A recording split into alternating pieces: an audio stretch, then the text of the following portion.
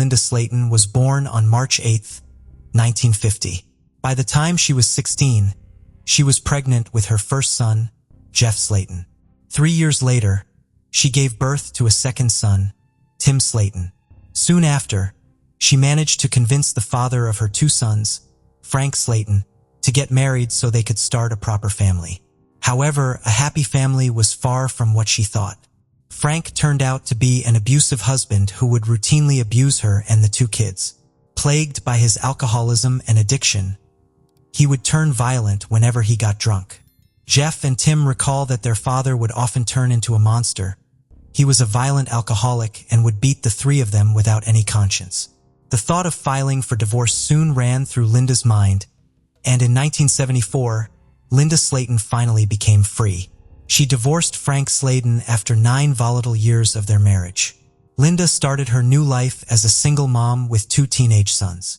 She tried her best to provide for her family and be there for her sons as a caring mother, juggling work and chores. It was obvious that she had limited financial capabilities.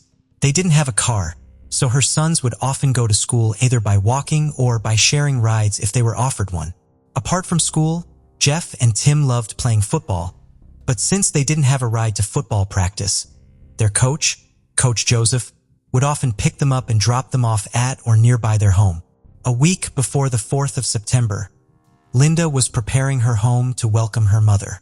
She wanted her mother to move in since she thought her presence in the house would help get it in order and make it more homely. Her sister Judy would also often come by to visit her. During her visits, the sisters would spend their time together over a hot cup of coffee. On the 3rd of September 1981, Jeff Sllayton came home from football practice, but when he found nothing to eat at home, he headed over to his grandparents' place. Later, at about 9:30 p.m., Jeff returned home only to find the house empty. Around 11:30 p.m., Linda and Tim, her younger son, came home. She mentioned going to a neighbor's place to play a game of cards. But before that, Jeff saw his mom doing the dishes. Tim, on the other hand, went to sleep. Around this time, her son Jeff came up to her and apologized since the 2 had fought earlier that day. As they made up, Linda said goodnight to her boys. Jeff remembers saying these words, "I love you, Mom. I'll see you tomorrow." Little did he know those would be the last words he would say to her. On September 4th, 1981, around 8:30 a.m., Judy arrived at Linda's apartment. She went up to Linda's room and knocked on the door twice. There was no answer. She thought Linda might still be in bed, but it was unusual as Linda usually woke up before the boys left for school. As she made her way out of the house, she noticed something strange. The window in Linda's room had a missing something, and on top of that, the window was wide open. Judy returned to Linda's room, knocked again, and this time opened the door to find Linda's lifeless body. She screamed, which caught the attention of a neighbor near the house, and he immediately called 911. Linda was found dead with a wire clothes hanger around her neck. Her body was partially naked, and she lay right across the bed with her head down on the floor. There were no signs of struggle. Her cupboard was wide open, and apart from that, all the other things in the room were in their usual places. Within a matter of minutes, the Lakeland police, news reporters, and medical services all arrived. The yellow sign was plastered all over Linda's home. Tim and Jeff were both awakened by police officers and were asked to leave their home, which was now a crime scene. While Jeff was able to get past his mother's room without seeing her lifeless body, Tim saw his mother one last time, but this time she wasn't alive. The 2 were then sent to live with their grandparents pending further investigation. After her sons were sent to stay with their grandparents, Sergeant Edgar Pickett from the Lakeland Police Department arrived at the crime scene. He led the investigation and discovered important evidence. Initially, Sergeant Edgar found several fingerprints in Linda's bedroom. While most of the prints matched Linda, one palm print was different. This palm print was located on the windowsill of Linda's bedroom, which was missing a window sheet. To uncover the truth about Linda's death, an autopsy was performed. The examination revealed multiple bruises and marks on her arms, shoulders, and neck. Additionally, her body was found partially naked, suggesting a possible sexual assault. The autopsy concluded that she had first been brutally beaten, then sexually assaulted, and ultimately strangled with a metal clothes hanger from her own home. Among the evidence collected, a palm print was the most important, as it could directly identify the perpetrator if matched. However, at the time, forensic DNA analysis was not available. As a result, the police had to thoroughly investigate her entire family tree to identify potential suspects. The first suspect was Frank Sllayton, Linda's ex-husband. When Linda divorced Frank in 1975, she described him as aggressive and abusive, neglecting his family. This made him a key person of interest in the case.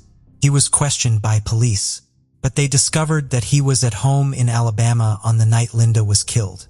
Despite this alibi, they continued to have suspicions about him. The second suspect was Linda's son, Jeff. Authorities considered him a suspect because he had a heated argument with his mother shortly before her death. Jeff had a complex relationship with Linda. As the eldest son, he felt the weight of growing up in a household with an abusive father and later with a single mother. Although they sometimes clashed, Jeff always tried to reconcile. On the night of the murder, he and Linda had made up before he went to bed. The police interrogated him about the incident and asked him to take 2 polygraph tests. After he passed both tests, the police cleared him as a suspect. The third suspect was Linda's boyfriend at the time of her murder. Linda, a single mother, had recently started dating a white male whose name has not been disclosed. He had a good relationship with Linda and her children. However, after the police conducted a background check and polygraph tests, he was cleared as a suspect. By this point, the investigation was running low on leads. In September 2001, nearly a year after Linda's murder, they received a tip about a 24-year-old man named Jimmy Omer was rumored to have committed a similar crime. At that time, he was connected to an incident in which he pulled a 10-year-old girl through her bedroom window and nearly killed her. The similarities between his crimes and Linda's case led the police to consider him the main suspect. Unfortunately, Jimmy died before the investigation could take place, which meant they couldn't get a DNA match without exhuming his body. Fortunately, his mother agreed to a DNA test and provided a sample. However, the results showed no match. If not for Jimmy's family or the convict next door, who could have killed Linda? As time passed, days turned into weeks and then months. In Lakeland, detectives explored other suspects, but no one was charged and the lack of new leads caused the case to go cold. The Sllayton brothers faced a difficult new reality. Their mother was gone, leaving only their grandparents, Clarence and Margaret Harris, to care for them. While the investigation proceeded, Linda's parents and sons held her funeral, after which they gradually began to resume their normal lives. The brothers returned to school, and as time went on, they started to heal from the events at 303 North Brunel Parkway. Tim resumed playing football and fondly remembers how supportive his teammates and coach were, especially when he didn't have a ride home. Coach Joseph consistently drove him to and from practice.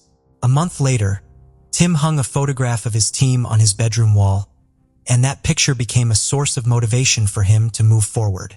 In the years after their mother's death, the young brothers matured into men who cherished their own families. Jeff married and had 2 children, while Tim also started a family. Over time, both brothers regularly contacted the investigators to inquire about the progress of their mother's case. Although Jeff and Tim had built successful lives for themselves, they remained committed to ensuring the investigation progressed. 17 years after Linda's death, the police continued their investigation. By 1998, Sergeant Edgar Pickett had retired, and Linda's Sllayton case was handed over to a new team, with Detective Brad Grace taking on the case. While reviewing the evidence, he discovered unidentified DNA from the Linda case that had been collected in 1981. He sent this DNA to the Florida Department of Law Enforcement's Major Crime Lab, known as the FDLE. By 1999, the FDLE Crime Lab successfully developed a complete DNA profile of Linda Sllayton's unknown killer. After obtaining the DNA profile, he revisited the list of suspects, determined to collect DNA samples from each of them. It was now 2001, and Detective Brad was confident that the DNA match would identify the murderer. He made it a priority to speak with the Sllayton brothers first and soon arranged a meeting with them. When the brothers arrived, Detective Brad collected their DNA samples and sent them for testing. The results showed no match, which completely cleared Jeff's name from the case. Next, the investigation focused on Frank Sllayton. By this time, Frank had stopped drinking and seemed to have lost some of his aggressive and abusive behavior following Linda's death. During this period, Tim and Jeff were also able to reconnect with their father and heal some past wounds. Frank agreed to provide his DNA for testing, but it did not match the unidentified DNA profile that Detective Brad believed belonged to the murderer. In 2005, Detective Brad submitted the unidentified DNA profile from Linda case to the FBI's National DNA Database, where it was regularly compared with new DNA samples. Throughout his investigation, he eliminated dozens of suspects using DNA evidence.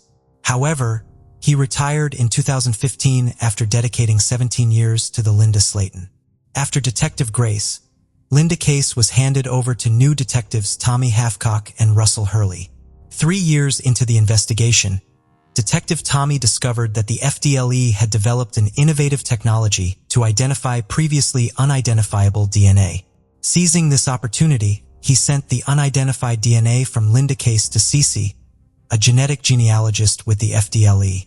Cece uploaded the DNA to a public genealogy website she manages, which generated a list of individuals related to the unidentified killer. She then gathered information from birth and marriage certificates, obituaries, and social media to construct a genetic family tree. As the investigation progressed, Cece developed 3 branches of the family tree for the suspect, ultimately pinpointing the individual most likely responsible for Linda's murder. The DNA profile strongly indicated that he was indeed the murderer. The situation took a surprising turn that even shocked Tim and Jeff. The photo hanging on Tim's bedroom wall featured Joseph, commonly known as Coach Joseph, standing just above his shoulder. After learning the killer's identity, Detective Tommy and Russell investigated Joseph's background. They found a history of crimes, including grand theft through forgery of a will. Although he was never formally charged, the police had collected his palm and fingerprints. You may remember that Sergeant Edgar Pickett found a palm print on the windowsill at the crime scene. This discovery brought hope that the family of the deceased could finally find closure in a cold case that had remained unsolved for over 40 years. Investigators compared the palm prints taken from Linda's windowsill in 1981 with Joseph's palm print and found a match. However, they still needed to compare a recent DNA sample from Joseph with the DNA from Linda case. They decided to obtain his DNA for testing without his knowledge. The investigators took garbage bags from Joseph's house and examined them at the police station for potential DNA evidence. Among the items, they discovered a piece of medical adhesive tape, which they sent to the crime lab for analysis. While waiting for the DNA results, the detectives further explored Joseph's personal life. He had lived in Kathleen, Florida for most of his 58 years, just 30 minutes from the crime scene. Joseph had children and grandchildren, and they also got married. After nearly 2 weeks, the crime lab results confirmed that the unknown DNA found matched Joseph's DNA on the medical adhesive tape. Consequently, in December 2019, detectives arrested Joseph and brought him in for questioning. In 1981, Joseph was around 20 years old when he committed a crime. The day after the murder, the police spoke to him over the phone.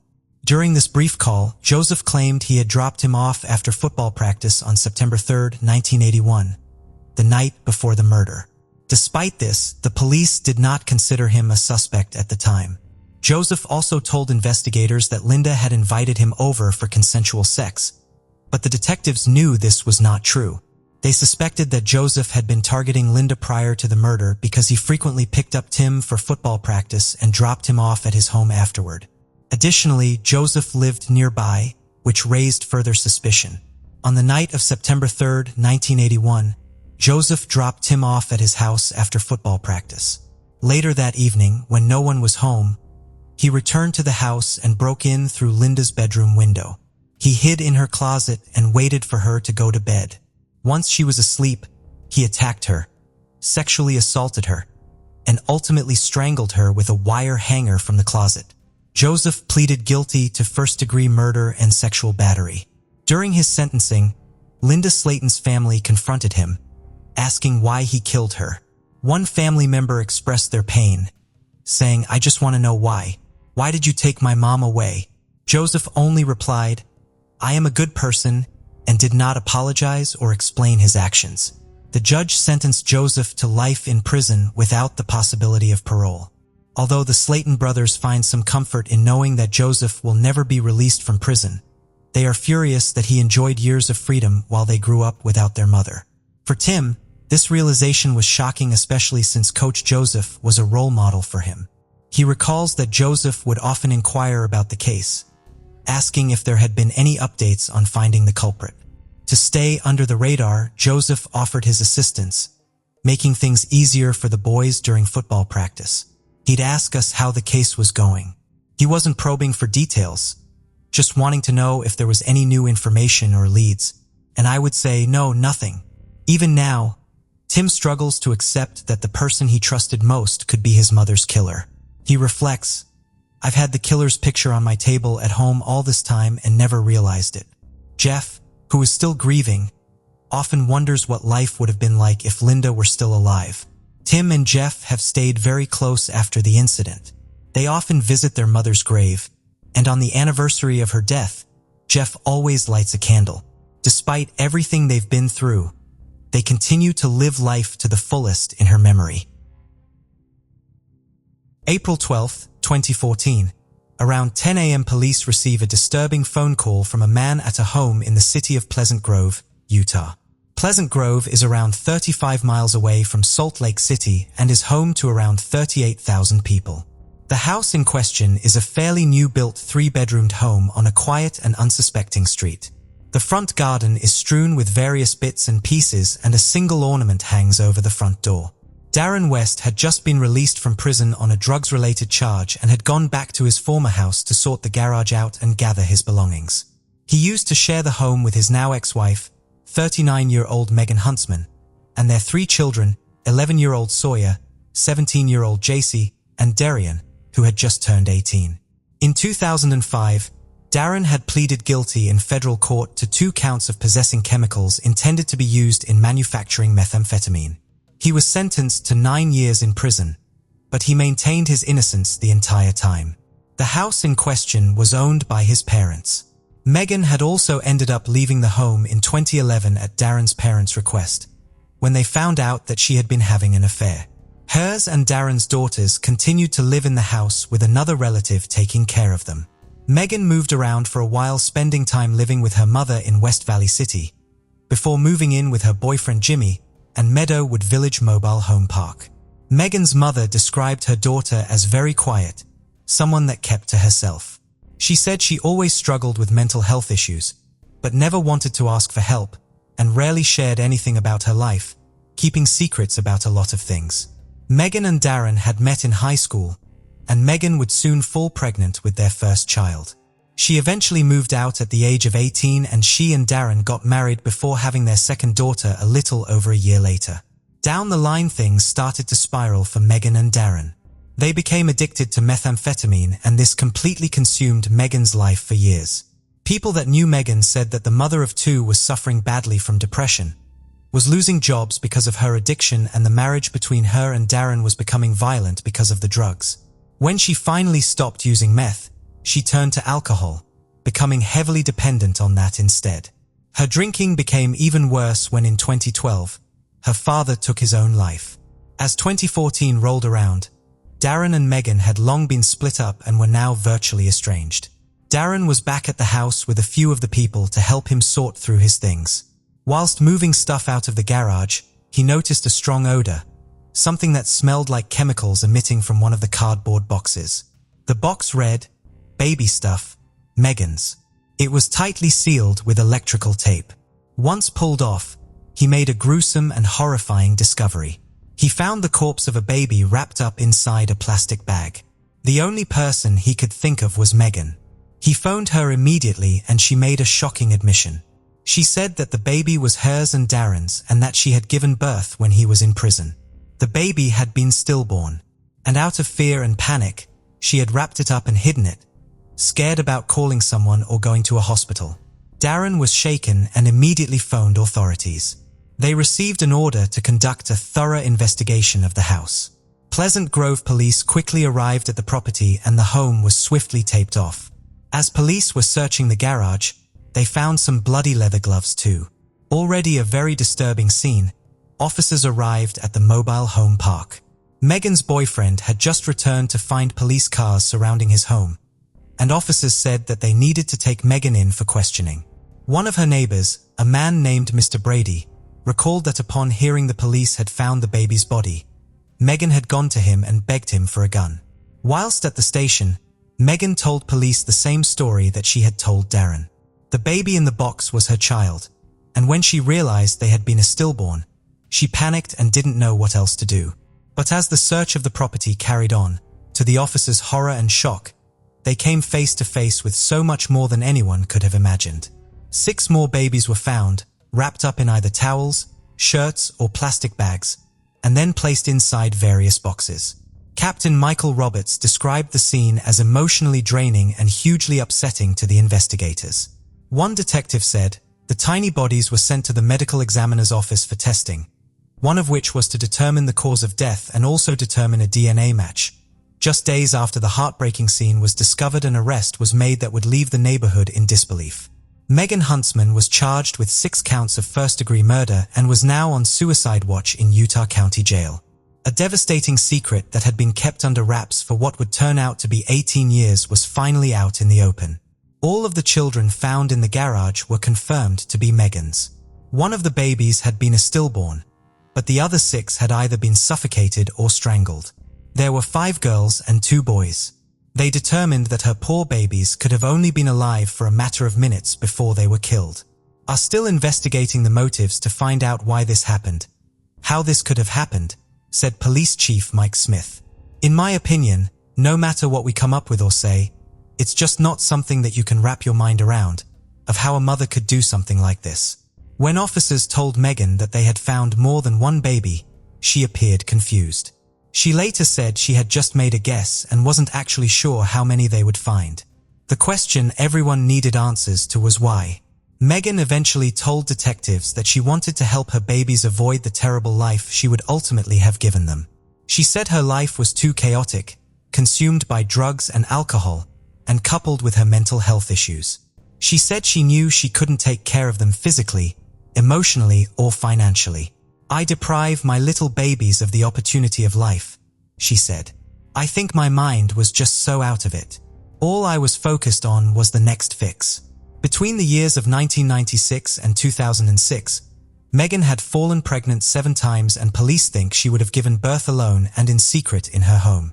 And there were no records of her ever having been to a hospital. Apart from the baby that had been a stillborn, she had killed every other one she had within minutes of them entering the world.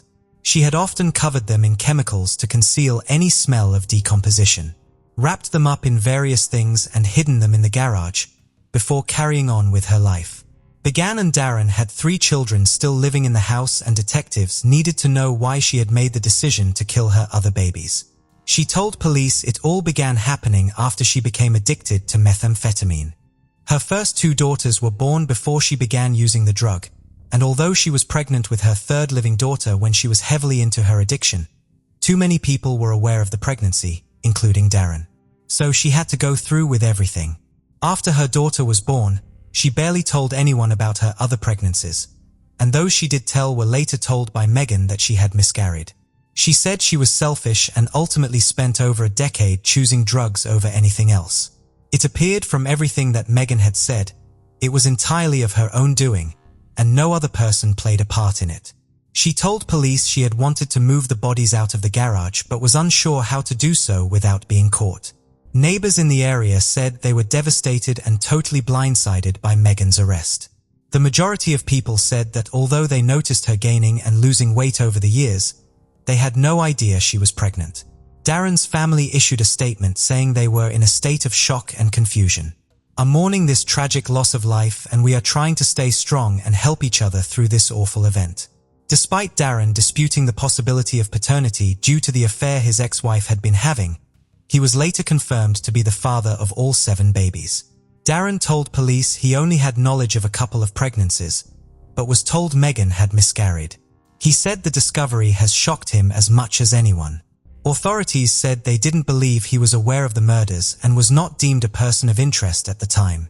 In the end, there just turned out to be no evidence that would implicate him, officers said. When asked how he could not have known about any of this, the police captain Michael Roberts said, "That's the million-dollar question." Furthermore, no one had any idea of how Megan's growing children, who were still living in the house, did not notice their mother was pregnant either. On one occasion, Megan had actually given birth upstairs in the bathroom, before killing the newborn and cleaning up, all while members of her family were sat just downstairs.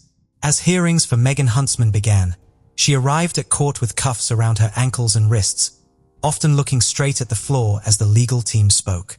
She was held on a $6 million bail, $1 million for each baby. Megan's legal team were keen for a speedy process. It was stated that Megan would not face the death penalty for the charges.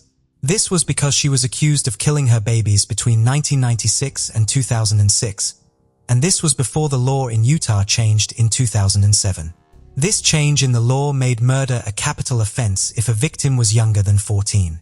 Until this law passed, killing a child was not actually considered one of the factors that could make someone eligible for the death penalty. These were very cold, calculated killings, said prosecutor Jeff Berman. She was a woman who was remarkably, unbelievably, incredibly indifferent and callous. Judge Darren West was presiding, and he recalled that he was the judge who had signed the initial search warrant on the day that the babies' bodies were found.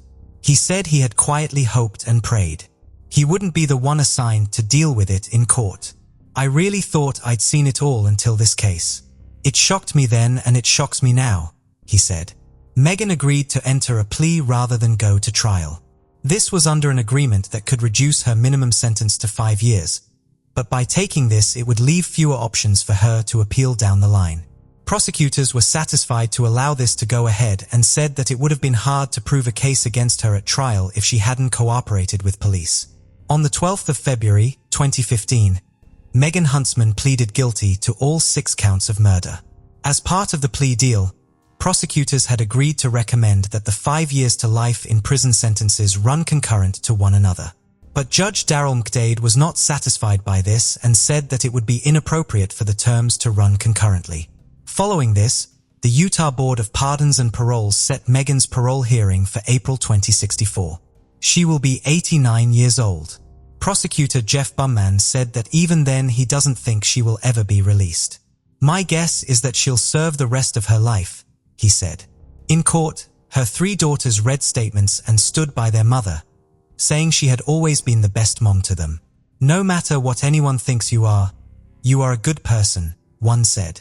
Another read, "This is not the mom I know. The mom I know was the one who had dinner for us every night, a clean house, and was a loving mother. Nobody could guess my mom would do anything like this." Megan's sister and mother also showed their defense of Megan. "Megan is not a monster," her sister told the judge. "She's not evil. From what I understand, she was scared."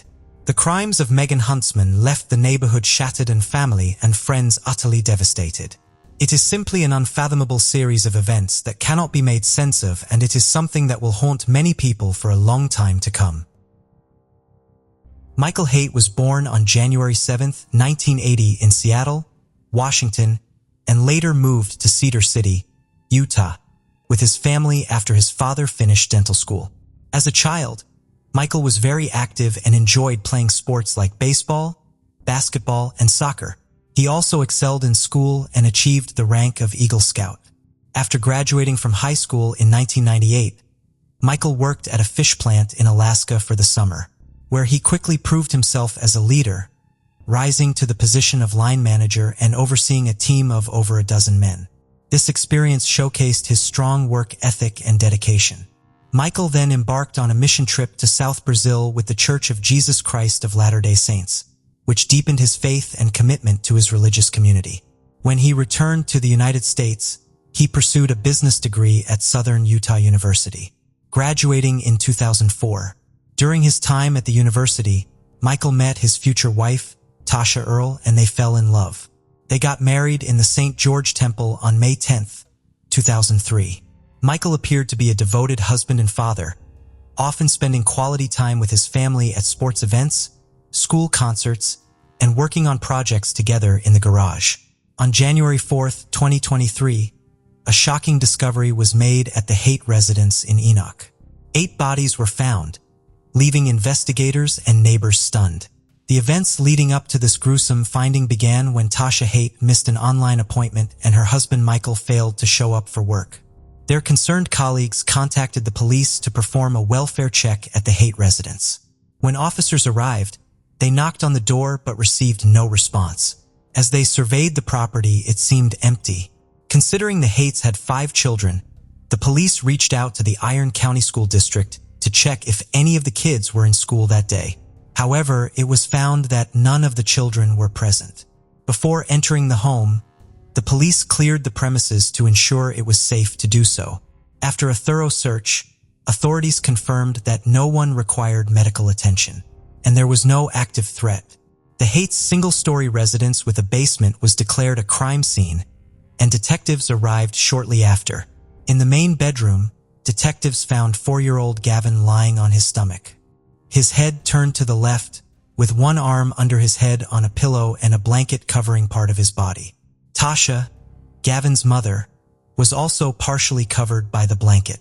On the other side of the bed, detectives found an older woman, later identified as Gail Earl, Tasha's mother, lying on her back with her head resting on a pillow and partially covered by a blanket, similar to her daughter and grandson. In Bree's room, the 12-year-old girl was found lying in bed, slightly inclined and partially covered with a blanket. In Amon's room, a 7-year-old boy was found lying face down in the corner, without a pillow or blanket. His twin sister Sienna was discovered in her bedroom, lying on her left side in bed, with her head on a pillow and covered with a blanket. The eldest child, 17-year-old Macy, was found in her bed, with her head on a pillow and her body covered with a blanket. In the exercise room of the basement, the detectives found Michael Haight lying on top of a sleeping bag. Sadly, all 8 family members were found dead from gunshot wounds. It quickly became clear to the detectives that Michael Haight was the main suspect, and they believed he had killed his wife, mother-in-law, and 5 children before taking his own life. When detectives started investigating, a neighbor provided vital information that helped them reconstruct the crime's timeline. The neighbor told police she woke up at 3:30 a.m. to use the bathroom, and as she left her room, heard a loud bang that sounded like fireworks. However, realizing it was after the allowed date for fireworks in the neighborhood, she felt annoyed rather than alarmed by the noise.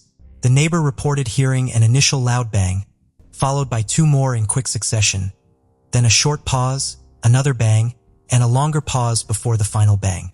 Based on this testimony and the condition of the 8 bodies found inside the house, the detective inferred that the loud noises heard around 3:30 a.m. were directly connected to the events that unfolded that night, leading them to believe that Michael Haight committed the brutal killings during this time frame.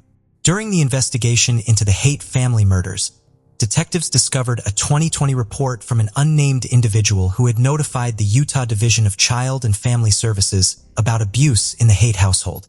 According to the report, 14-year-old Macy had confided in this individual about her fear of her father, sparking a further investigation. The authorities then interviewed Macy and her parents separately. During Macy's interview, she revealed disturbing information. Her father had choked her on multiple occasions, and she lived in fear of being killed by him.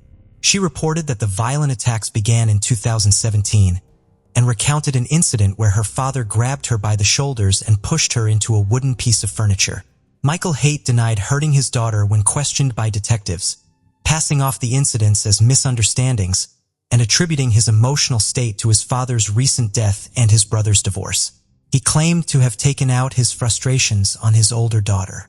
Despite this, Tasha chose not to press charges, and the Utah Department of Children and Family Services, the Enoch Police Department, and the Iron County Prosecutor's Office also declined to pursue the case, as it did not meet the legal requirements for prosecution. A lethality assessment was conducted with Tasha, which indicated that her relationship with Michael was not life-threatening.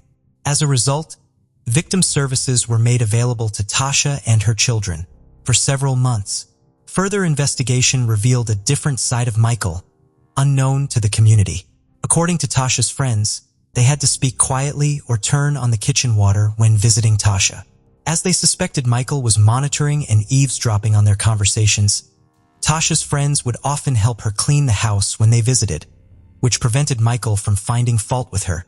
When texting Tasha, her friends noticed that she would respond with brief, positive messages, likely to maintain a positive image in case Michael read them. This suggested that everything was fine in their marriage. The detectives investigating the case discovered that Michael exhibited highly controlling behavior towards Tasha. For instance, he would take away her car keys and phone to restrict her freedom. Another red flag was his overreaction when Tasha bought a $30 rug from Walmart to replace a dirty one, which was a legitimate need. Michael's anger was unwarranted, and he claimed the purchase was excessive. Tasha confided in her friends that her 7-year-old son, Aman, was increasingly imitating Michael's bad behavior. When Tasha gave Aman instructions, he would respond, which concerned Tasha as it showed his lack of responsibility and disregard for authority. Tasha's friends reported that in 2022, Tasha attempted to prioritize her own well-being by getting her nails done, a rare treat for her given her many responsibilities. However, her husband Michael refused to let her do so, imposing strict limits on her autonomy and freedom. Moreover, Michael frequently disregarded or ignored Tasha's instructions, and their friend Aman often followed his lead in doing so.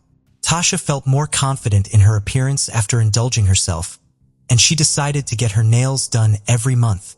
However, Michael was unhappy about this decision and expressed his disapproval, worried about the cost. Tasha explained that it would only cost $25 per month, but Michael was unconvinced, arguing that the money could be better spent on their children. Michael's reaction was rooted in his need for control and sense of financial responsibility towards their family. Around the same time, Tasha started prioritizing her self-care and began losing weight, which had been a sensitive topic for her since Michael had often called her fat and ugly. However, instead of being supportive, Michael became furious and accused Tasha of cheating on him, trying to explain the sudden change in her appearance. Michael's controlling behavior escalated as he tried to manipulate Tasha's weight loss, pleading with her to stop losing weight because he was worried that other men might find her attractive. This demand was driven by his own insecurities and desire for complete control over Tasha's body and behavior. Tasha's friends also told the police about an incident where the kitchen table broke, and Tasha needed to buy a new one. However, Michael refused to give her the money, further demonstrating his controlling behavior. Tasha was fed up with the old table and decided to take initiative by refinishing it to make it look better and more functional. However, Michael was unhappy with her decision because she didn't ask for his permission first. Michael was extremely frugal during the holiday season. Despite earning a good income, he only gave Tasha $100 for each of their 5 children to buy presents, which was not enough in Tasha's opinion. Tasha always made sure her children had a wonderful Christmas, but Michael refused to provide more funds, claiming that he worked hard for his money and saw no reason to give more to his family. He believed that his income was rightfully his alone. Michael's passion for reducing waste and conserving resources led him to implement strict rules on household habits. He forced Tasha to wash and reuse plastic bags, even if they had been used only once or multiple times. This excessive demand for reusing bags added to Tasha's responsibilities, leaving her feeling burdened and overwhelmed. Michael's controlling behavior extended to every aspect of Tasha's life, including her daily routines.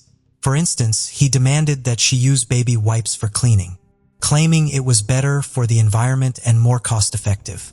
However, this requirement caused Tasha discomfort, hygiene issues, and unnecessary stress.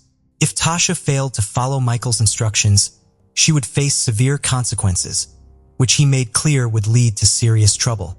This threat instilled fear and submission in Tasha, leaving her no choice but to obey Michael's demands. Natasha confided in her friends that while Michael had been cruel to her throughout their marriage, he had never directed this cruelty towards their children until the late 2010s. However, over time, the abuse towards their daughter Macy escalated, driving her to consider suicide. Michael had unrealistically high expectations for his daughter Macy, demanding she earn perfect grades despite her struggles, which were exacerbated by the emotional burden of his abusive behavior. This pressure was crushing for Macy. Macy's friends shared a disturbing incident with the detective. One evening, Michael returned home to find Macy comforted by her mother. He became enraged and ordered Macy to clean her room. This event left Macy deeply disturbed, remembering the hatred and evil she saw in her father's eyes. The detectives also discovered an incident where 7-year-old Briley disobeyed Michael while playing with a changing table. Michael responded by blaming his wife Tasha for their children's behavior, calling them the worst and most disrespectful in the world. He then humiliated Tasha, calling her fat and ugly in front of their 5 children. This painful incident prompted Tasha to plan her escape and file for divorce after 20 years of marriage. Tasha realized she had to leave her husband Michael after witnessing his abusive behavior and lack of self-control. She knew staying in the marriage would negatively impact her children, and their well-being was more important than her marital commitment. In December 2022, Tasha filed for divorce but asked for the papers to be delivered after Christmas to give her children one last normal holiday before the separation. When Michael received the papers, he tried to act normal, but Tasha saw through it. He told her to leave the children behind, but she refused, taking them to her mother's home in Lynn, Utah. Michael showed up at his mother-in-law's house, trying to convince Tasha to go for a ride with him, but she refused, sensing danger. After filing for divorce, Tasha's mother moved in to support her and the children. However, Michael's actions worsened the situation. He refused to leave the family home, instead moving into the basement. Tasha discovered he had secretly transferred $220,000 from their children's savings accounts without her knowledge or consent. She also found that her inherited firearms were missing, leaving her family vulnerable. The couple's children, Macy and Briley, were affected by the constant drama at home. Macy had a secret phone to record her father's outbursts as evidence for the divorce, while Briley found solace at a neighbor's house. Both girls were relieved about their parents' divorce. On January 3, 2023, Tasha met with her attorney, expressing concerns about her divorce and Michael's volatile behavior. Although she had relocated him to the basement, the attorneys pressed her about feeling safe. Tasha reassured them she never feared for her or her children's well-being. But in hindsight, her optimism was tragically misplaced. A disturbing discovery emerged from the digital evidence found on the family's computers and cell phones. Just days before the tragic shooting, Michael made a series of concerning Google searches on December 30th at 10:41 p.m. These searches focused on firearms and shooting-related topics, revealing his sinister intentions. The search results showed Michael had asked alarming questions such as the loudness of a 9mm gunshot and what a gunshot sounds like. Before taking his own life, Michael wrote a note expressing his desire to end the controlling behavior he felt he was subjected to by his wife. He stated that he couldn't handle the situation for another day and wanted to escape the manipulation. Michael's note conveyed deep frustration and desperation as he repeatedly asked for help but felt ignored. He emphasized his determination not to be a burden to society. The details of this case have left many in shock, revealing a deeply dysfunctional family plagued by violence. Michael's actions were premeditated and calculated as he carefully planned the murders to catch his wife and children off guard. On October 3, 2008, 33-year-old Jill Tetreault was driving his car following some cryptic and mysterious directions that would eventually lead him to a garage in Edmonton, Alberta, Canada. He had recently arrived from DC and now separated. He had been using the popular dating site Plenty of Fish, hoping to meet someone. He had recently started talking to a woman named Sheena, who went by the profile name Spiderwebs, and the pair had hit it off immediately. Jill said that Sheena was keen to meet and almost pushy to get a plan together. Although the directions were odd and confusing, he just assumed that Sheena didn't want to give him her physical address for some reason and drove out to pick her up for dinner and a movie. Sheena said she would leave the garage door open for him to drive into. He reached the location just after 7 p.m. He couldn't see anyone and the garage door was only partially raised, so he parked up and entered on foot. Jill remembered feeling uneasy about everything, but shook the feelings off and carried on anyway.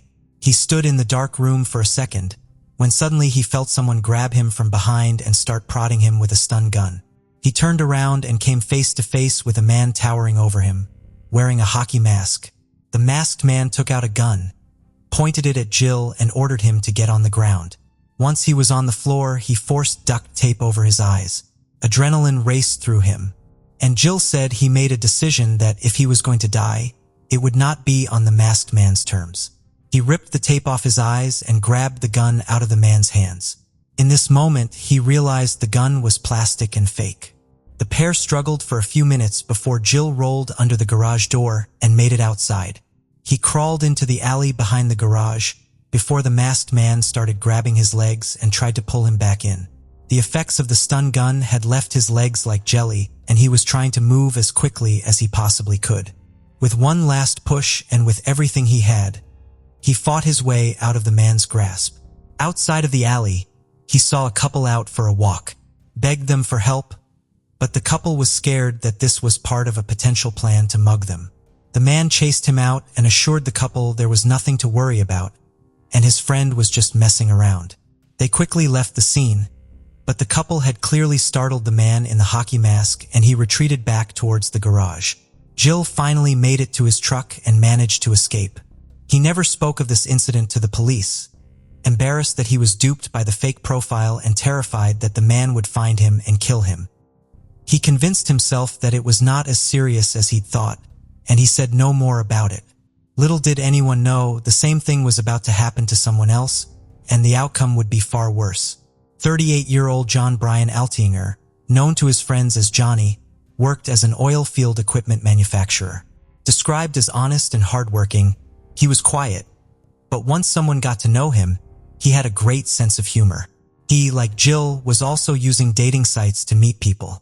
He had just started chatting to a lady named Jen on Plenty of Fish. After building a good connection, Johnny told his friends he was going to meet up with her in person.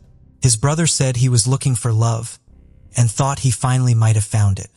He sent his friends an email telling them of his plans and also sent them the directions of the location that he and Jen would be meeting at too. Days would pass and friends would not hear a word from Johnny. Never out of touch for this long, everyone knew something was off. They all became even more concerned after they received some strange emails. In these emails, Johnny claimed that Jen had taken him on a surprise trip to Costa Rica and would be there until mid-December. His brother Gary said it was the weirdest message he had ever received. Shortly after this, Johnny's employers received an email informing them of his resignation, which came as a total shock. They emailed back, but got no response from him when they requested a forwarding address to send his final paycheck to. Johnny's friends eventually broke into his condo to start their own investigation. Despite his emails saying he was traveling, to their concern, they found his passport and an empty suitcase with no indication that he had packed for a holiday, nor had he left the apartment in a good place for someone that was leaving for 2 months. Following this, the Edmonton Police Service now agreed there was reason to be concerned, and subsequently launched a homicide investigation. Fortunately for the police, they followed the directions that Johnny had sent to his friends, and were unknowingly led to the same garage that Jill had been lured into. The garage was being rented by a man named Mark Twitchell, but who was he? And why would Johnny and Jill have ended up at his garage? Mark Andrew Twitchell was born in Edmonton, Alberta, Canada in 1979. He had dreams of making big Hollywood blockbusters and studied at the Northern Alberta Institute of Technology in the Radio and Television Arts program. He had a passion for making costumes and props, which soon moved into writing and directing his own films. In 2001, he met his first wife, Megan. She said he was charming and funny, and they got on straight away. She recalled that Mark had such a fascination with films that once he found something he liked, he would become fixated on it, trying to emulate it in every way. She soon noticed that Mark was spending a lot of time online, often making bizarre and random profiles to talk to people on various sites and forums. He would have disturbing conversations with her about his desire to feel what it was like to kill someone and how he would choose the right person to murder.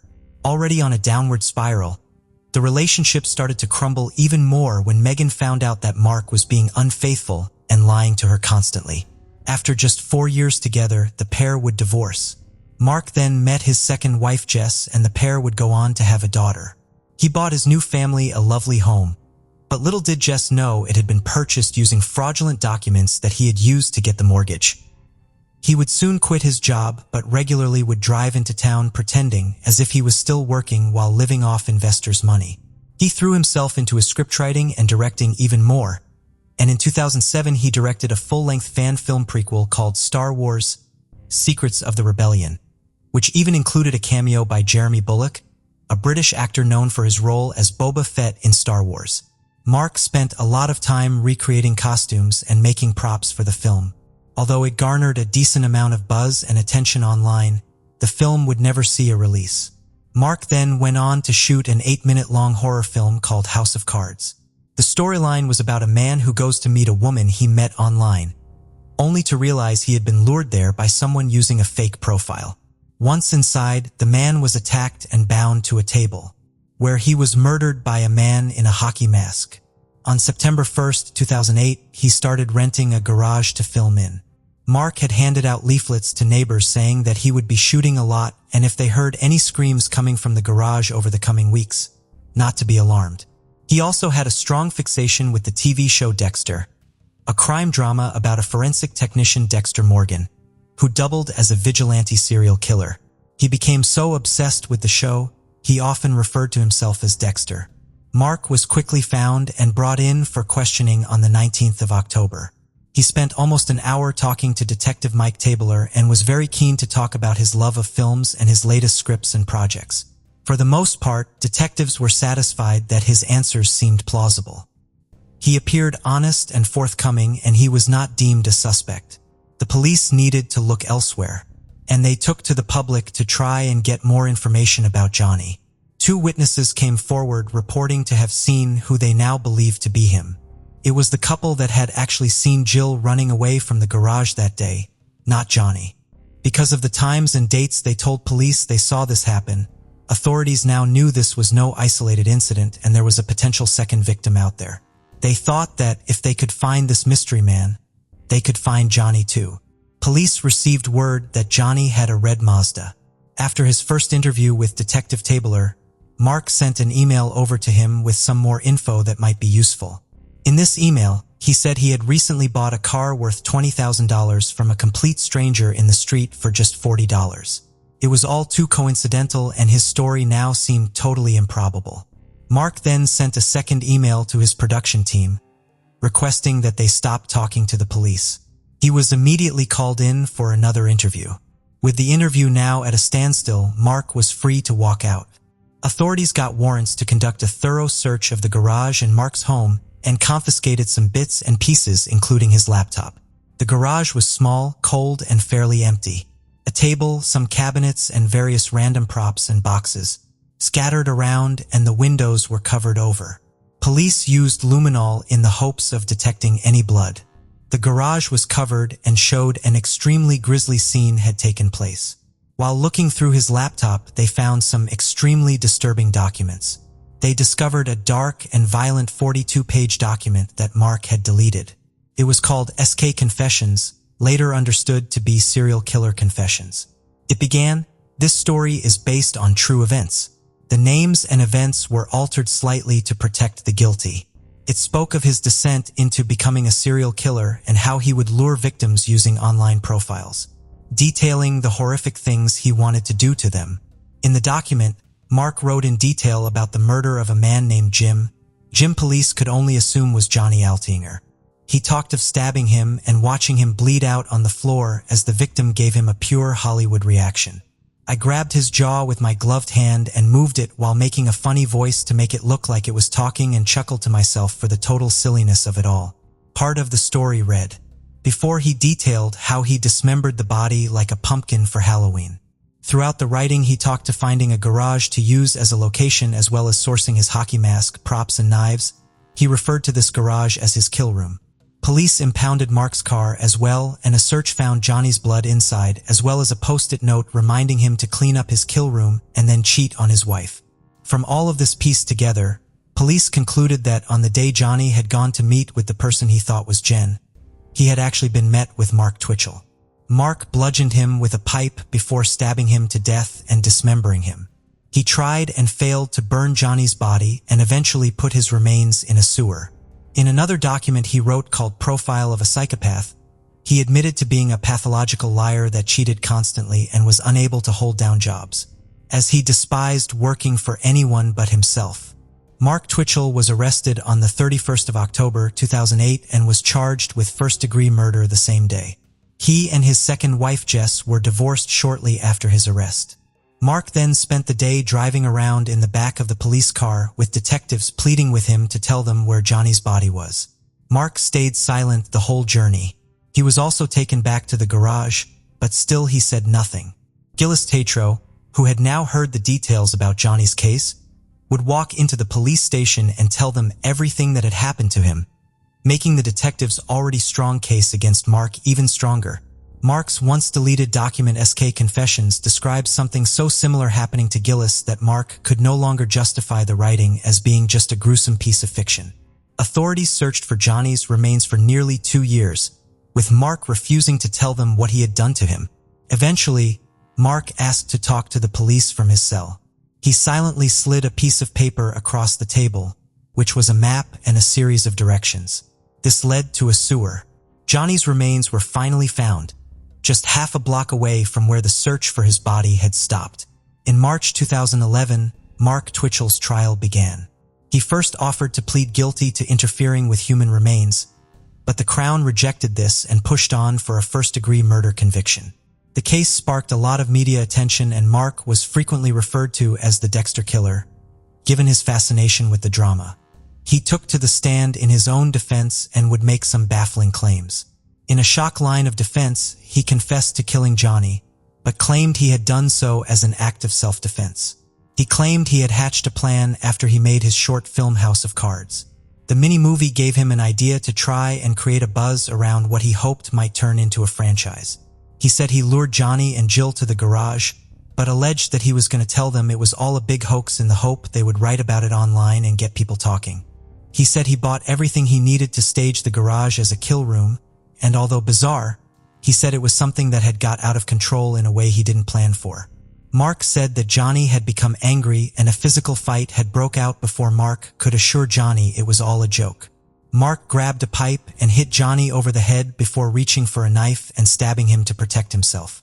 He told the jurors that, in a blind panic, he cut up Johnny's body and tried to burn it. When this failed, he cut it up some more and dumped it down a sewer. He then said he later broke into Johnny's home and wrote emails into his name to his friends and workplace before stealing his printer and laptop, and the document entitled SK Confessions. It was all just fiction and random pieces of research on serial killers, he said. After a 3-week trial and just 4 hours of deliberations, Mark Twitchell was found guilty and handed a life sentence with no chance of parole for 25 years. He then faced an attempted murder charge for luring and attacking Jill, but this charge would later be dropped as he had already secured the maximum sentence possible. Mark appealed his conviction on the basis that he felt the media was so focused on the case and the reporting was so sensationalized that it affected the jury and created bias. He soon dropped his appeal. The TV show Dexter had also been a huge focus before, during, and after the trial, but the writer of Dexter weighed in and said, "A deliberate way, no book ever written will make you capable of doing so. There is no magic words that will turn you into a psychopath." In May 2013, it was reported that Mark had purchased a TV for his prison cell, so he could catch up on every Dexter episode that he had missed since he was arrested. He also has set up a dating page on a site for inmates. He said he had made some terrible, regrettable choices and is looking for an interesting, intelligent, open-minded, delightfully imperfect woman to relate to and share amusing observations with. After his traumatic deal with Mark, Jill Tatro met with Johnny Altinger's mother. He said that she had held his hand and said she was so happy he was still here.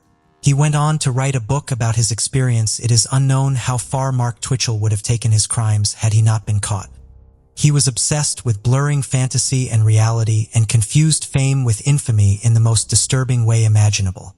Jill continues to rebuild his life and move past the traumatic events of that day in October 2008. And Johnny's family and friends continue to remember his fun-loving and kind personality. They determine that his life will not be defined by the appalling crime committed against him. He will instead be remembered for the joy and laughter that he brought to so many people. As the world heralded 1993 with joy and resolutions, one man in London set an eerie New Year's resolution of his own, a resolution to become a notorious killer. His target? Unsuspecting men in the gay community. But who was Colin Ireland, and what drove him to declare such a harrowing resolution? Why did he choose to transform a symbol of new beginnings into a dark and twisted game of cat and mouse? Hi, my name is James. Welcome to True Crime Case Files. In today's deep dive, we peel back the layers of one of the UK's most calculated serial killers, a man who sought fame through the fear he instilled. We'll uncover the story of how he executed his plan with chilling precision and overshadowed a bustling city's celebratory spirit by a series of gruesome crimes. To understand the mind behind the moniker The Gay Slayer, we must delve into the past of Colin Ireland. Born in 1954 in Dartford, Kent, Ireland's early life was marked by turbulence, upheaval, and poverty. His childhood, spent in an unsettled home, was the first chapter in a life marked by discontent and detachment. Raised by a single mother, Ireland's formative years were a carousel of different men entering and leaving his life. This instability laid the groundwork for a personality that craved control, a trait that would later manifest in the most sinister ways. His parents were unmarried 17-year-olds.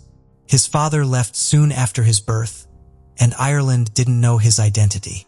Due to his mother's money problems, they had to move a number of times. In spite of all the hardships, Ireland had a close relationship with his mother and remembered her as affectionate and benevolent. Ireland said that as a child, he was a thin, lanky little runt, always getting the worst of it from schoolyard bullies. This made Ireland frequently miss school. As a result, he didn't get a proper education and became sad and withdrawn, choosing his few friends among the most unthreatening kids. As a teenager, Ireland found himself entangled with the law. His crimes, though initially petty, hinted at a deeper struggle within, a struggle for identity and a desperate need to assert his significance in a world where he felt invisible.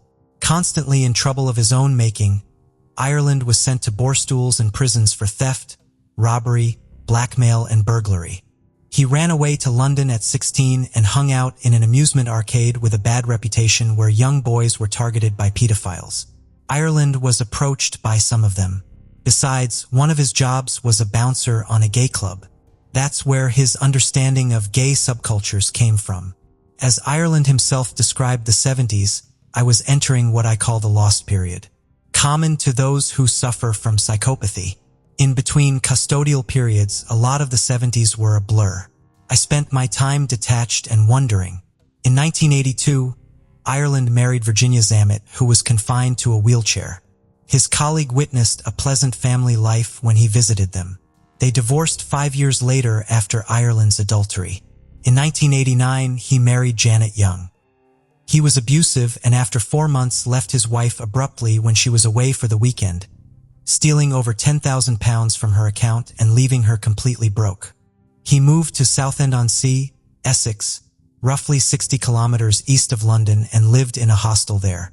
Later, he moved to his own flat. There, in this flat, Ireland decided to become a serial killer as his New Year's resolution. Drifting through adulthood, Ireland's life was a patchwork of odd jobs and fleeting relationships. But beneath this veneer of normalcy, there was a growing fascination with infamy and a desire to etch his name into criminal history. Ireland immersed himself in the dark world of serial killers. He studied them not with a sense of horror, but with an analytical eye. What made them tick? How did they elude capture? These were the questions that consumed him. He spent many hours reading about serial killers and learning about geographic profiling, hence deciding to commit his murders far away from his home. A killer usually commits crimes in a certain radius of about 7 miles from his home. That's why Ireland chose London for his crime scene. He also planned to have at least 5 victims because he had read that a person needs to have such body count to qualify as a serial killer. The year 1993 witnessed a terrifying series of crimes that shook the core of London's LGBTQ+ community. Colin Ireland, a man whose unassuming demeanor masked a sinister agenda, embarked on a calculated campaign of terror, meticulously planning and executing a series of murders with chilling precision.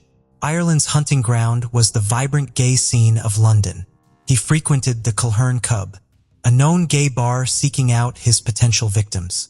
Here, amid the pulsing music and crowded dance floor, Ireland would select and study his targets, plotting their fates with cold detachment.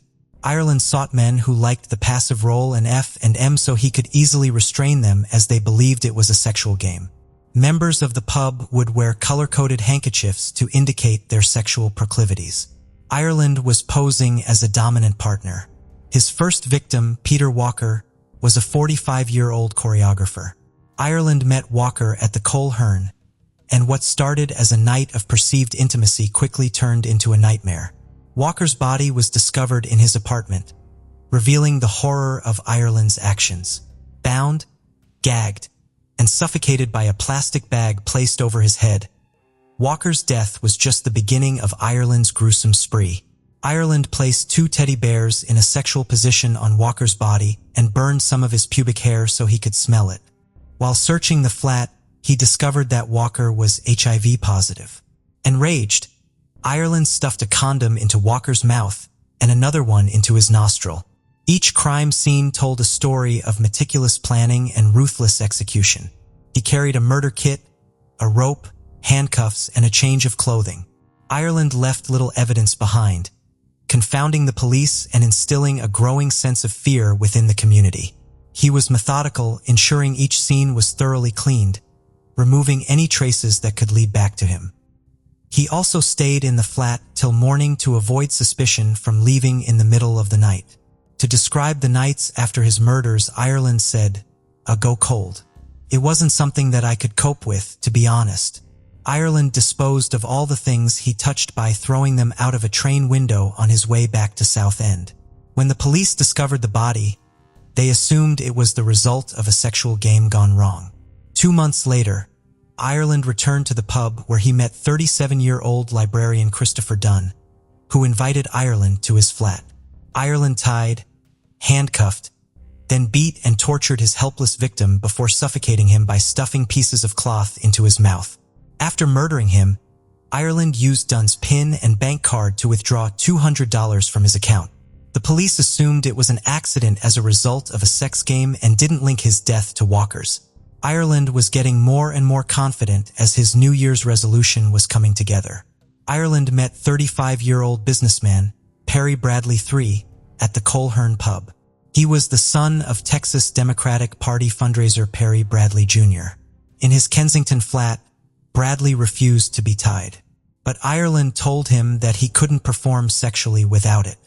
Bradley reluctantly agreed, and then Ireland told him that he was a thief and he just wanted his money and PIN. After Bradley gave Ireland his PIN, Ireland told him that he should try to fall asleep as he wouldn't leave his flat till morning.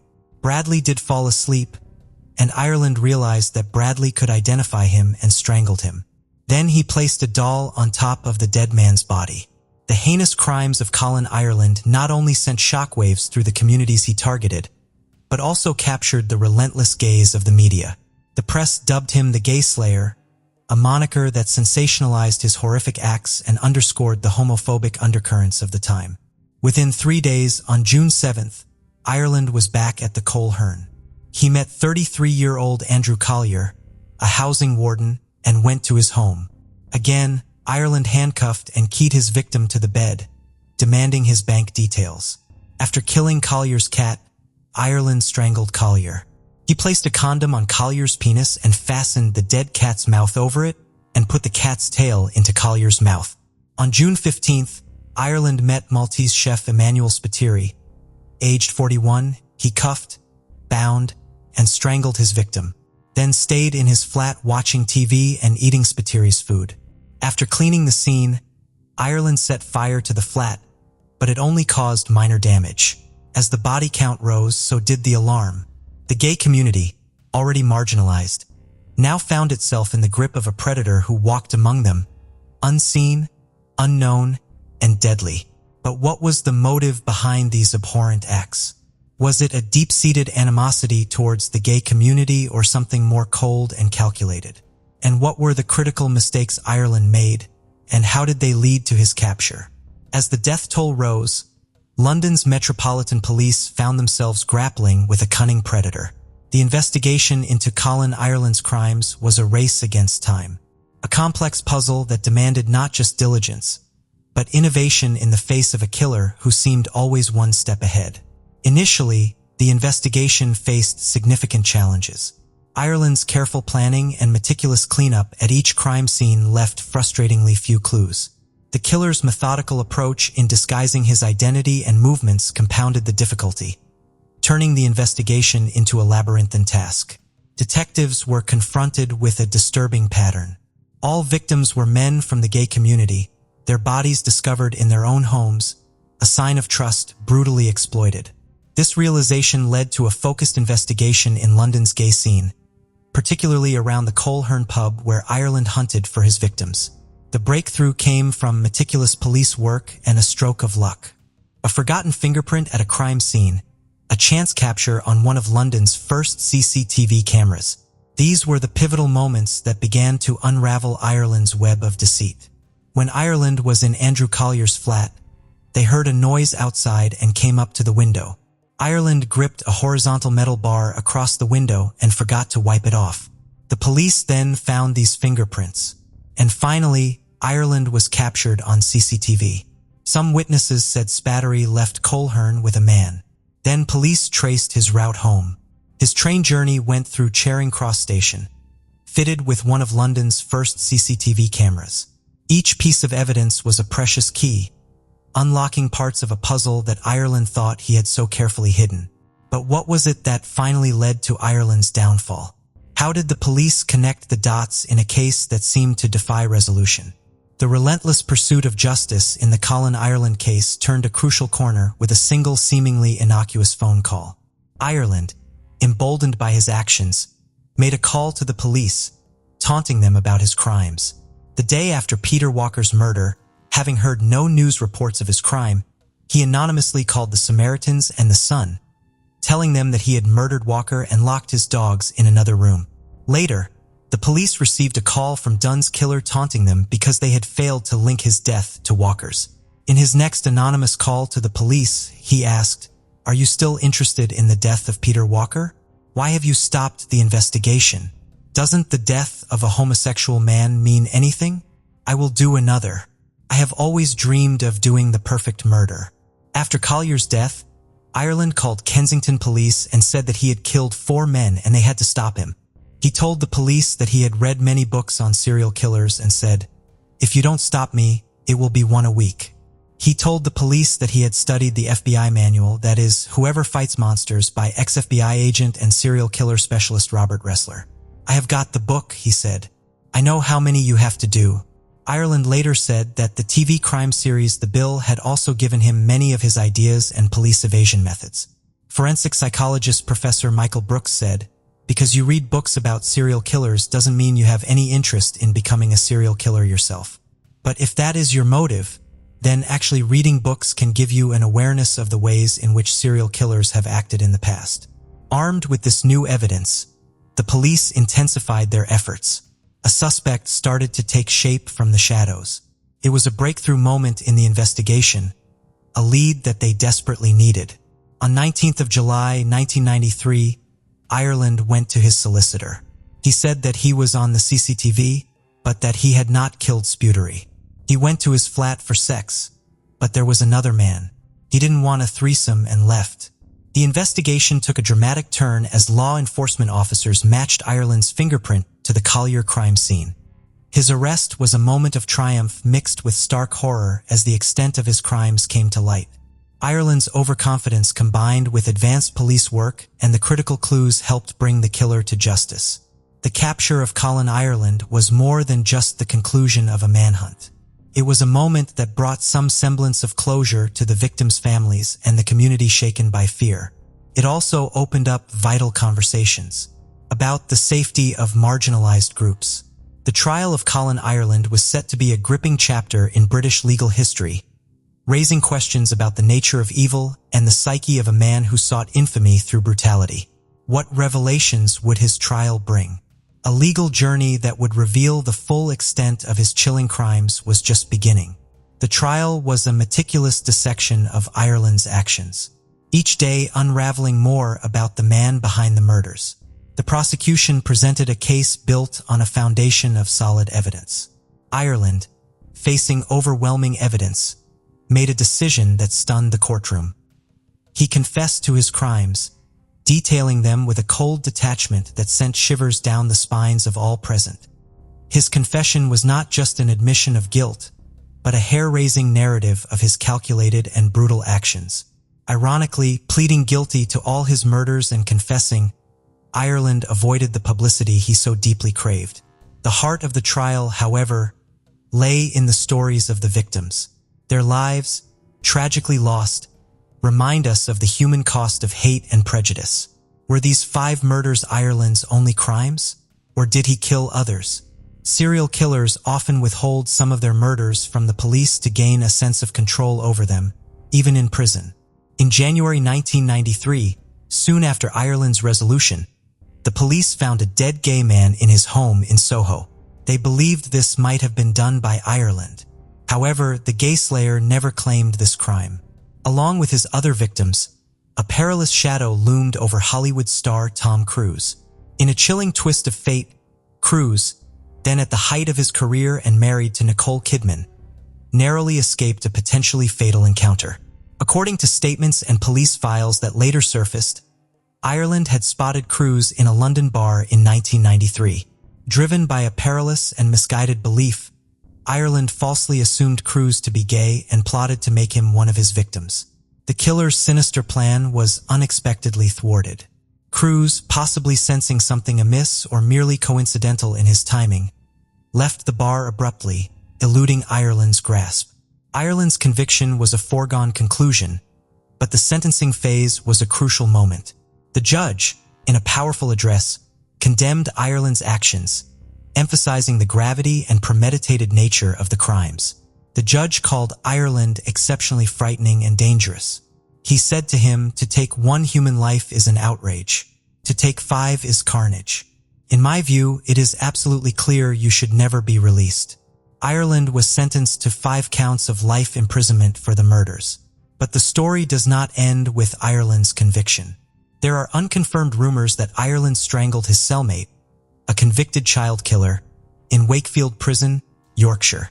After that, he was transferred to maximum security lodgings at Whitemoor Prison, Cambridgeshire, into a private cell of his own. His pattern of selecting victims, meticulous planning, and the psychological games played with law enforcement are now studied in criminal psychology courses worldwide.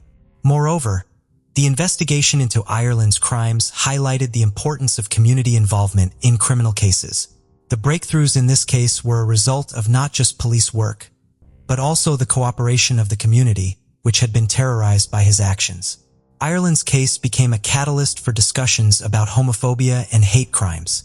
It highlighted the urgent need for societal change, not just in policy, but in everyday attitudes and understanding. Ireland died on February 21, 2012 of pulmonary fibrosis and a fractured hip he had suffered earlier. Former prison governor Vanessa Frake, who had crossed paths with numerous hardened criminals, called Ireland the most frightening prisoner she has ever come across. She said, "I don't know what it was about him. He just emanated evil. He was proud of what he did, same as many other serial killers. What drives a man to commit such calculated and brutal acts of violence?" To understand Ireland's psyche, we delve into the complex labyrinth of his mind, piecing together a profile that is as disturbing as it is intriguing. Experts who have studied Ireland's case point to a combination of factors. His troubled childhood, marked by instability and lack of a father figure, may have sown the seeds of his later behavior, but it was his deep-seated desire for recognition, a craving to leave a mark on the world, that propelled him into the abyss of serial killing. Ireland's methodical approach to his crimes suggests a high level of intelligence and planning. He studied serial killers not with repulsion, but with a scholar's interest. He learned from their mistakes, aiming not just to evade capture, but to master the art of killing. Ireland's methodical approach to his crimes offers a chilling glimpse into the mindset of a serial killer. His need for control and recognition, coupled with his ability to blend into society, challenges our understanding of criminal behavior. Forensic psychologists theorized that Ireland's choice of victims from the gay community was strategic rather than personal. He saw them as easy targets, vulnerable due to societal marginalization. This choice reflects not just a cold-blooded strategy, but a chilling indifference to human life. He said about how he chose his victims, "Think it's been something that's been triggered in me some time before. I felt if I was approached, it was likely that I would kill. I thought to myself, if I wasn't approached, something wouldn't have happened. I would have gone on my way and nothing would have happened." Forensic psychologist Professor Michael Brooks explained, "What he does is he reduces the chance of choosing an inappropriate victim or somebody who wasn't going to respond by not selecting those who didn't approach him." Perhaps the most terrifying aspect of Ireland's psychology is his lack of remorse. His confessions were devoid of emotion, his recounting of the crimes clinical. This detachment points to a possible psychopathic personality where empathy and conscience are alarmingly absent. Detective Inspector Martin Finnegan said, "He was very factual about his acts, as if he was describing someone else's activities. Absolutely no compassion at all. I didn't detect much hatred. It was just matter of fact, like I went down the shops and bought this, went into the flat and killed him." In most cases, the murderers who kill gay people are gay themselves, and those blatantly homophobic are often secretly gay. Was it really a plausible excuse for Ireland to give in to his secret emotions? Ireland compared the buzz of his first kill to that of losing his virginity. Maybe these hidden feelings brought this simile to his mind. Was Ireland just dishonest with himself and others, trying to hide what he really couldn't control? Ireland said he was heterosexual and didn't touch or have sex with the men he killed. However, it's difficult to imagine that at least 5 people invited him to his flat for sex, undressed, and let Ireland tie them without even a single kiss. Can a person even decide to become a serial killer? As a career just for the sake of it without any ulterior motives? And choose the specifics of his crimes by pure logic? Or is it something deeper?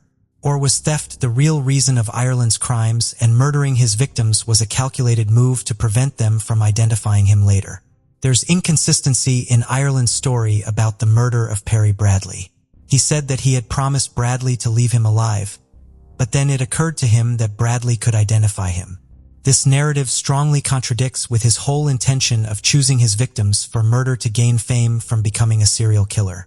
Was Ireland just exploiting homophobic moods in the society to mask the mercenary nature of his crimes, hoping that it will win him sympathy of the public and reduce the term of his imprisonment?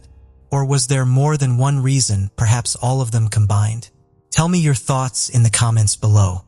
Share your perspectives and let me know what other cases you'd like me to explore. Until next time. On December 8, 1985, Samuel Basil and Patricia Joseph welcomed a baby girl into the world. December 8th is the day of the Roman Catholic feast of the Immaculate Conception, and the baby would be named Immaculate Mary Basil, known to most as Mackey. Mackey was one of 7, having 3 brothers and 3 sisters, and was from the Tlossan Nation, British Columbia, based out of Tatchee, south of the Cooschi River. The village of Tatchee, inhabited by roughly 400 people, has 1 road going in and 1 road coming out. Patricia Joseph had attended a residential school that was church-run and government-mandated. Children in these schools were stripped of their cultures, traditions, and taken away from their families. The last residential school closed in Canada in 1996, and the effects of them are still being felt by many to this day. In her earliest years, Mackey's life was stable. This changed when her father had an affair with another woman and left the family. Peter, Mackey's brother, explained that following their father's departure, their mother turned to alcohol and, in his words, kind of just left us behind. Peter began to care for his younger siblings, but before long, the children would be placed in foster care. The 3 youngest girls, 4-year-old Crystal, 5-year-old Mackey, and 6-year-old Ida, bounced around group homes and different foster homes, with mostly non-Indigenous carers. When they were first taken into care, Mackey, Ida, and Crystal were initially kept together. Crystal talked about their experiences, saying that the foster parents would just treat us wrong, being in it for the money. If the children got wet from playing outside, then the foster parents would strip them down in public. At some point, Mackey was placed in a separate home, but they would still see each other at school. Due to her thick carrier accent and the outdated outfits the foster carers insisted on putting the children in, they were often targeted by bullies. Mackey and Ida would endure appalling physical, verbal, and sexual abuse. They would bear the brunt of it to protect their younger sister, Crystal. Crystal said, "All that time they were getting sexually abused by our foster parents to save me." Ida said that Mackey got the most of it. As they got older, they were placed in group homes together, staying in hotel rooms for weeks at a time when a place couldn't be found for them. They would save their allowances and use the money to buy bus tickets or would hitchhike back to the reserve to see Peter, who at that point was too old to be in the foster care system. "Because we didn't get to grow up in an indigenous home. Mackey always said she wanted to go back home and get to know our family and get to know the community," Ida said. Ida would later say that their shared experience of the foster care system strengthened their bond, and they would make time to call each other regularly at 10 a.m. In the early 2000s, Mackey aged out of the foster care system and graduated from high school. She also remained faithful to her dream of reconnecting with her roots, her heritage, and her people. Mackey settled in Fort St. James and was working 2 jobs, part-time as a secretary and also as a teaching assistant.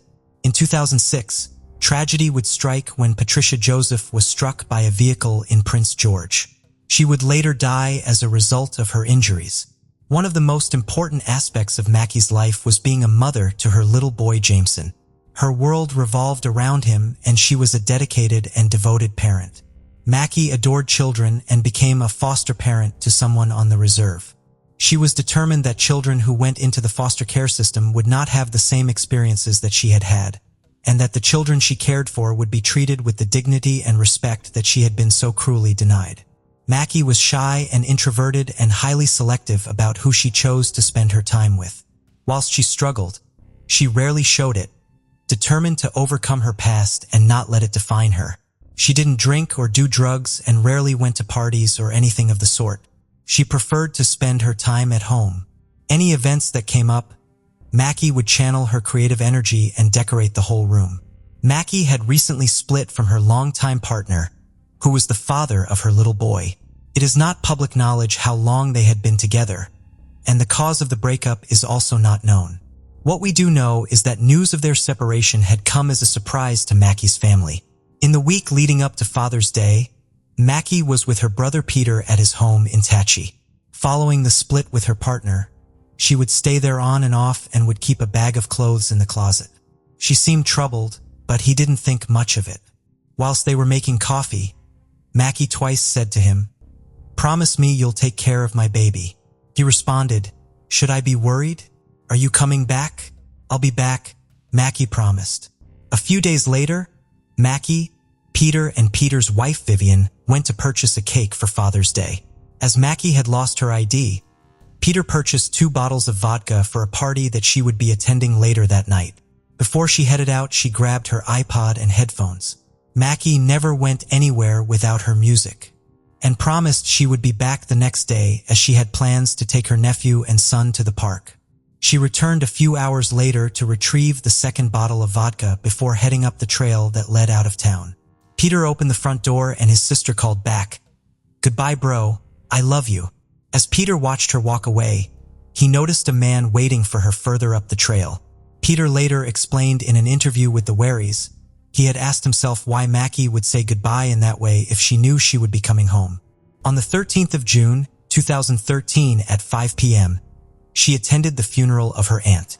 Later on, she went to the house party on the Tachi Reserve about 20 minutes away from where she lived. It is not public knowledge how many people were at the party or who exactly was there, but Vanessa Joseph, Mackey's cousin, believes that it was mostly Mackey's cousins who were attending the party.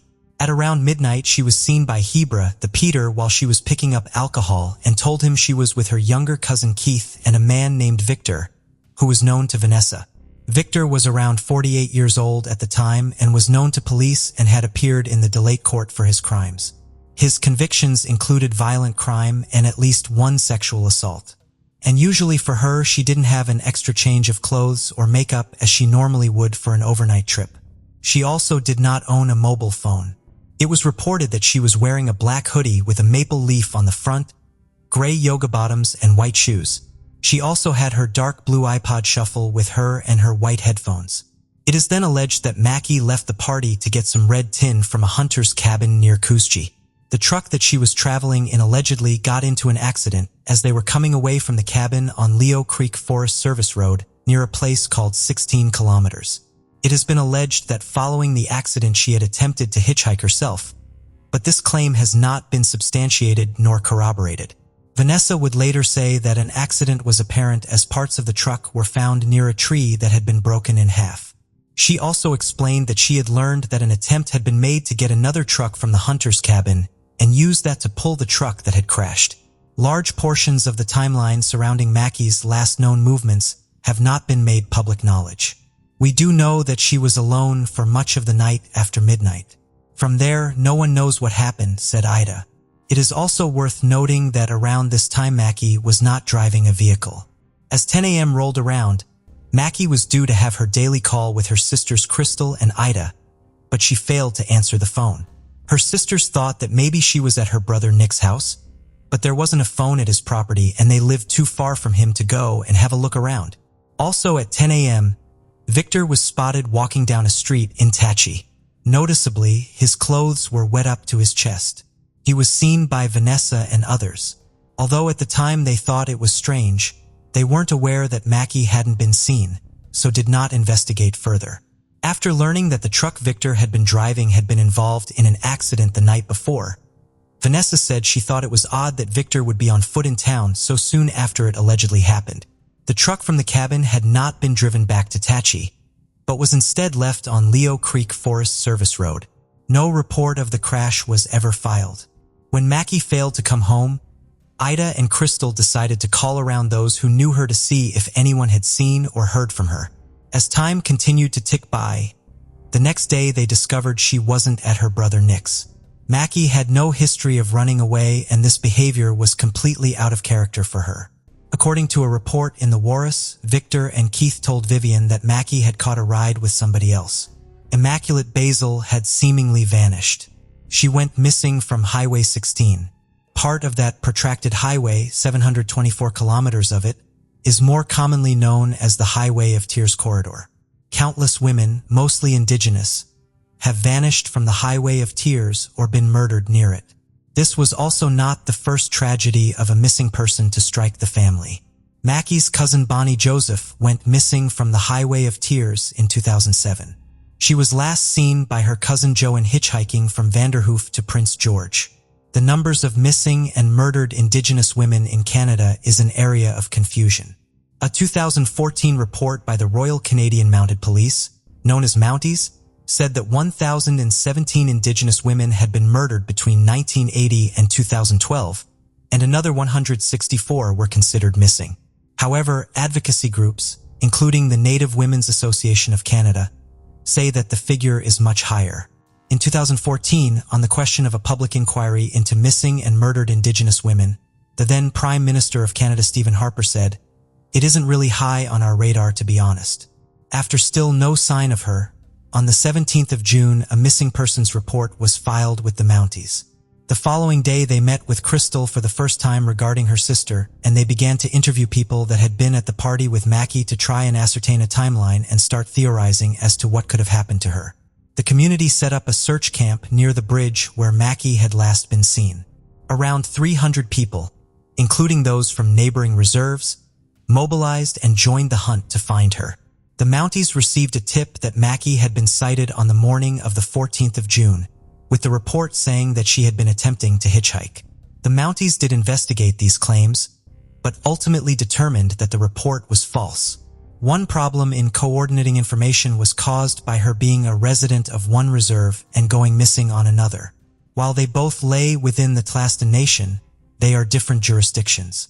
According to the Mounties report, Victor and Keith stated that they had been traveling in a white truck with Mackey after they had left the party.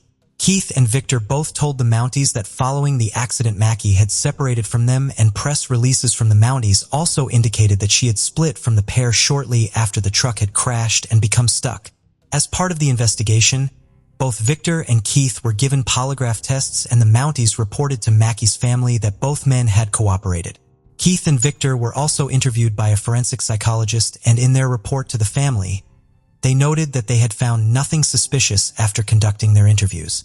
It wasn't until after the police interviews on the 18th of June had been concluded that the family learned from the investigating Mounties that Mackey had left the party with Victor and Keith. Mackey's relatives have stated that in the first year after her going missing, they didn't hear much from the Mounties regarding her disappearance and case. For around a week after June 18, 2013, the Mounties launched a search effort to try and find her. A hailstorm and rain on the weekend of the 22nd caused problems for the search teams. Various search and rescue organizations, the Royal Canadian Mounted Police Air Services, search dogs, and the friends and family of Mackey were all out looking for her. The search area was approximately 20 kilometers surrounding Tatchee and Cutchee. On the 25th of June, it was reported by Ralph Pierre, chief of the Tlaistim First Nation, that the search area would be extended and they would also begin a search of the Tatchee River. Four-wheelers and ground crews continue to search up to half a kilometer into the bush. You know the emotions are running high in the community. A lot of people are tired, but yet their adrenaline kicks in and everybody just keeps going and going and going, Pierre said. Following Mackey going missing, numerous billboards were erected to bring attention to her case. Posters were put up and newspapers ran articles to try and generate any new leads. The official search for Immaculate Basil was called off in October. Despite this, her friends and family continued to scour the area and conduct their own searches. Rumors began to circulate about who could be responsible for Mackey's disappearance, and during a search, Peter and Vivian woke up to find a hole had been slashed in their tent. Locals in town told the family that the truck she had a ride in that night had been found washed out with bleach, but the Mounties said that the police had taken possession of the vehicle and had found no such evidence to back up the claim. They also spoke to her ex-partner and said that he had had an alibi, but it was also alleged that he had ducked out of town. When being interviewed by Annie Hilton for the War Rest, the RCMP said they had thoroughly investigated every lead, but as there is no crime scene, nobody can technically be considered a suspect. On the 10th of October 2013, Vanessa Joseph held a walk for her cousin to bring more attention to her case. Before leaving for the walk, Vanessa and others gathered in the Spirit Square with singing and drumming. Children from the Eugene Joseph Elementary School also attended and held signs bringing an awareness to violence against women and also for Mackey. On the third year of Mackey's disappearance, the Tla's Dern Nation offered a reward of $20,000 for any information that could lead to them finding Mackey after her older brother Paul made the request. Despite this, there have still been no major breaks in the case. Her sister Ida said that 3 years after Mackey disappeared, all she heard was rumors. Despite the initial response of the police and them sending out a search and rescue team right away for her. Despite the rumor mill, Ida stated she wanted to know that the police were investigating any possible leads. She also said she was no longer hearing from the police regarding her sister's case and that she hadn't been contacted by them since the year she went missing. There are several theories about what could have happened to Immaculate Basil. As she had a young son and was close to her family, it is considered she unlikely would have upped and left or ran away. RCMP Corporal Dave Tyerman spoke to the Canadian news website My Prince George Now about the investigation into Mackey's disappearance. He noted her dedication to her little boy. It would be totally out of character for her to do something like that. Corporal Tyerman also stated, "We would be remiss if we didn't think about foul play, so that's being considered. Was she attacked by a wild animal? Was it a part of the terrain? Did she step off a cliff?" Other explanations for her disappearance have been considered, including her being involved in an accident. However, had she been involved in an accident, it would be reasonable to presume that she would have been on foot, meaning that had she died by misadventure, it would have been well within the search radius, but no trace of her was found. None of the items that Mackey had with her that night, such as her clothes or iPod, have ever been found. Another theory was that she had been attacked by an animal. Animals in the area include wolves, cougars, grizzly and black bears, and coyotes. This theory is called into question when one considers that no such evidence of an attack was found by those searching on foot and from the air. No blood or remains have ever been found that are confirmed to be hers. The likelihood of it being a stranger abduction could be considered small due to the remote location of the area and the timing. However, the FBI have stated that abductions committed by a stranger most likely involve a firearm and are motivated by sexual assault. Mackey's family is still looking for her and have never stopped. They regularly watch crime shows on Investigation Discovery to try and gain any ideas for leads. They will continue to search for her until she is found. The only thing I would like to honor my sister is for the people who did it to come forward and give her back to us, Peter said. It's tearing my family apart. Right now it feels like you're a lost soul yourself, just wandering this world, and deep down in your heart, sometimes you do get to the breaking point, where sometimes you just want to take things into your own hands and deal with it your own way. But you can't, you just got to keep on trying to find answers. This here story is about 26-year-old Elle Edwards. On Christmas Eve 2022, she was celebrating with her friends in a pub in Alley Village, Liverpool, UK. The gal was real vibrant and beautiful. She worked as a cosmetologist in a local beauty salon and was also an assistant to a dermatologist. Elle was naturally positive and mighty kind, which allowed her to win over even the most demanding clients. Elle was pretty and had become an excellent specialist in her fields. The gal was cheerful and always smilin', but at the same time, she remained determined, constantly moving towards her goals and dreams. On December 24th, G22, her sister Lucy flew in from Dubai to spend the holidays with the family, and Elle eagerly awaited her return. They decided to celebrate this long-awaited event in style. So the girls and their friends headed to the local pub. Here they had a great time, laughing a lot, dancing and singing karaoke. In the merry atmosphere, no one noticed that a person whom kindness was alien, was nearby. Around 11:50 p.m., an emergency call came in. As they were exiling the pub, no less than 12 shots were fired, and 2 of them hit Elle. She suffered a gunshot wound to the head that proved to be mighty serious. The dispatcher directed emergency services to the same. They urgent-like arrived at the pub, loaded the gal into an ambulance, and took her to the local hospital. However, she died on the way, as her injuries was incompatible with life. When the police informed the victim's family about the tragedy, there was in a state of shock. No one believed it, and no one understood how this could have happened to her. No one suspected that this beautiful and cheerful girl could have had deadly enemies. In the early stages of the investigation, the detectives had no leads. The assailant had attacked unexpected-like and disappeared Chasters mysteriously, leaving only a shelled caissine and the bleeding victim at the crime scene. The attack was sudden but well-planned and gave Elle no chance of survival. But was the gal the true target of the attack, or did she become a random victim of a madman?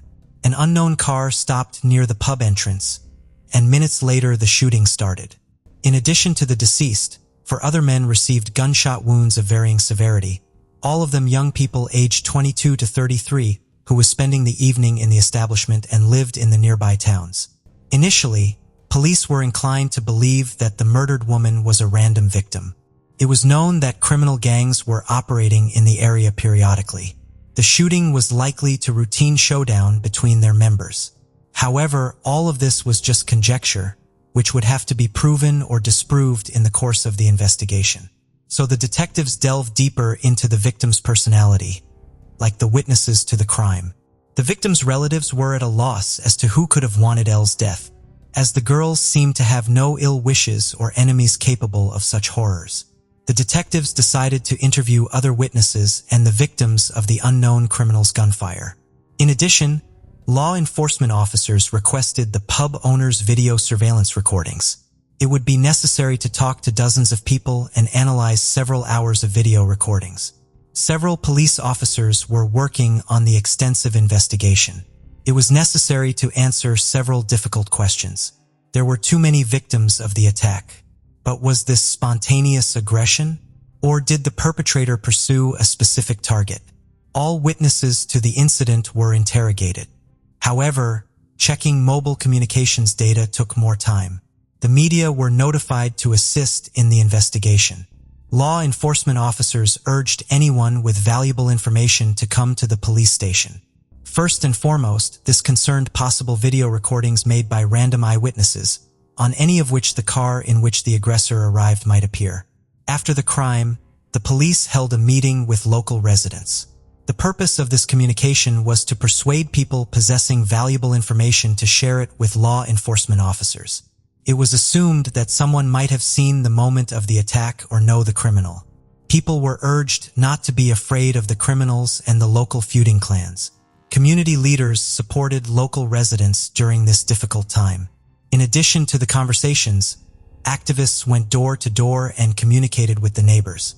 Special trained officers worked with the family of the deceased.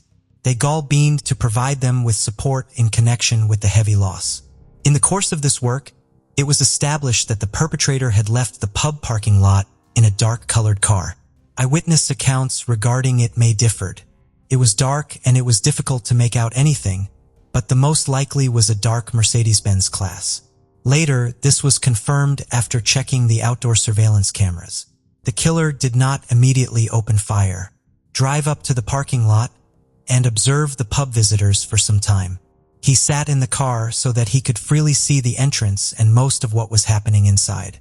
Apparently, he was choosing the most convenient moment for the attack. After a few minutes of surveillance, when Al came out, the criminal quickly got out of the car, fired 12 shots, then instantly got back behind the wheel and disappeared. Investigators, after studying the recordings, made an important conclusion. The attacker was a lion. No one helped him. It was not possible to trace the exact location where the perpetrator fled. Therefore, the detectives went door to all local residents, describing the car and recounting the circumstances of the incident, trying to establish the identity of the killer. Patrolling the streets was carried out around the clock, and this yielded results.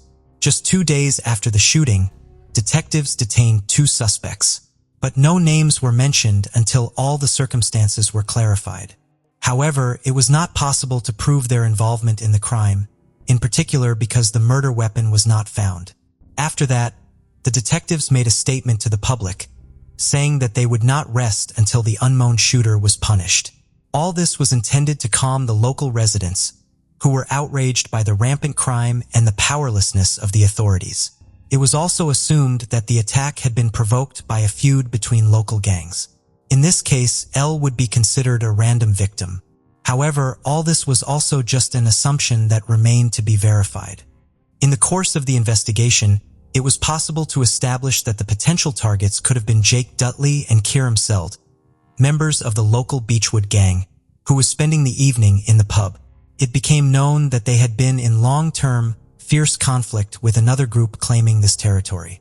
On December 29th, the police arrested another person, but he was not the one who opened fire. The suspect had a solid alibi that excluded him from the list of suspects. However, the detective suspected that he had participated in the setup for the attack. Around the same time, the dark Mercedes car in which the killer had left the pub parking lot was identified. But due to the lack of direct evidence, the name of the third suspect was also not disclosed. There were some difficulties with the found car. The car was traced through video surveillance systems and identified thanks to the cameras. But law enforcement officers were too late. On December 31st, the police department received the report that the fire had started near the scene of the shooting. When the special services arrived at the scene, they found a darkness fading similar to the perpetrator's vehicle, which was engulfed in flames. The vehicle was completely burned out. Valuable evidence was lost in the flames. The perpetrators clearly knew that the police were on their trail, so they decided to destroy one of the direct pieces of evidence, despite the fact that the fire did not completely destroy the car. It was confirmed that it had been used during the shooting. However, the Mercedes did not belong to the perpetrators, but had been stolen shortly before the attack. Presumably, the arson was committed intentionally to complicate the investigation after the murder of competitors. On January 11th, 2 more suspects, a 22-year-old man and a 23-year-old woman, were delivered to the police department. They were arrested in Central Wales. The man's name was Connor Chapman. He was well known to the police. He had an extensive criminal record that he had accumulated over the past 5 years before the murder of El Adwiza. Connor had started with daring lawbreakings and gradually sank deeper into the abyss of crime. One of his first serious crimes was a car theft under aggravating circumstances. He had repeatedly become a suspect in robberies, hooliganism, and threatening behavior. Once the young man was involved in a chase with the police, after which he abandoned the car and hid in the bushes nearby. When they detained him, the criminal said that he did not understand what chase they were talking about and that he was here just waiting for a friend. In this case, he became the real star. The detainee's data ended up in newspaper headlines. Carla Chapman was from Birkenhead, Liverpool. His parents had left him at an early age, so his grandparents had formalized guardianship. It was in a house that the hero of the story moved. The teenager dropped out of high school shortly before the exams. In general, he studied poorly and no special hopes were pinned on him. He was always considered a problem child. The young hooligan first became a defendant in a court case in 2014, when he was 14 years old. Connor was accused of shoplifting. As early as 2016, he committed another crime. His involvement in the theft of a car was proven when the young man was detained in a stolen vehicle. He did not have a driver's license or insurance, which was a violation of the terms of his suspended sentence. In 2017, high theft was added to the storage of prohibited substances. During this period, he was also under police supervision, so he had again violated the restraining order. As a result, he was banned from accessing several parts of the city. Connor was not allowed to appear in public places, as he clearly posed a threat to society. However, as early as 2019, he violated the ban again. The patrol detained him in a public place. The young man had a knife and prohibited substances with him. In the same year, the general public first heard about Connor Chapman. He appeared on the pages of the local newspaper after an unsuccessful attempt to escape from the police in a stolen car. The city patrol noticed a stolen Audi on the streets and ordered the driver to stop and get out of the car with his hands up. However, the 18-year-old Chapman did not obey, provoking a chase. During the short flight, Connor committed a large number of traffic violations. In particular, he accelerated to more than 80 kilometers per hour in areas with a 30 kilometers limit. Tana repeatedly drove into oncoming traffic and in the end crashed into the curb. At speed, Kai was thrown aside and turned around. The driver could not continue the orgy, so he got out of the car and ran away. However, even here he was unlucky, as the patrol caught up with him in the bushes just a few hundred meters away. In his defense, the young man said that he was waiting here for a friend, but the deception was obvious. The lawyer of Connor explained in court that his client had fallen under the influence of a band company of Alder Phrase. The court left him unpunished and the need to release the budding criminal. He was found to have attention deficit disorder and a number of other disorders identified by private specialists during the trial. Despite this, due to numerous violations and potentially dangerous behavior on the road, he was sentenced to a term of up to 8 months in prison for 2 monies. The young man also received a ban on driving a car, which was in effect after his release. Thus, the budding criminal had achieved 14 convictions for 30 criminal episodes by the time he reached adulthood. It was obvious that he had no intention of changing and categorically refused to fit into society. Everyone understood that he was potentially dangerous, but legal grounds for isolating him from society had not been found. This was due to the fact that so far no person had been seriously injured by his inadequate behavior. The public was outraged by the powerlessness of the authorities. Everything was shaping up so that the criminal elements could do nothing until they kill or maim innocent people. And that's how it turned out. In January 2020, the court again sentenced Connor Chapman, this time to 10 months in prison. He was again caught in a public place with a cold weapon and substances in his pocket, a whole bouquet of prohibitive lists. During this period, the police openly appeared on TV channels, urging the public to beware of this young man. After serving his sentence, protected months, he again got involved in crime and was wanted for at least 5 criminal episodes. When he was caught, the young criminal said that he had spent more time behind bars than free, and he did not seem upset about this, but rather proud of his achievements. However, Connor had no intention of stopping there. By the age of 20, his service record had expanded again. By this point, he had received 19 sentences for 43 crimes. But in the summer of 2022, the inadequate young man found himself free again. This happened just 6 months before the death of L. Edwards. During this period, Connor was again brought before the court. His lawyer tried to play on pity, telling the story that the first child of the young man was born while he was in prison. At this point, his girlfriend was pregnant with a girl. The young man claimed that he had rethought his life and wanted to get on the path of correction. Of course, these were loud, false words. The only thing he wanted was to get free and return to the path of crime.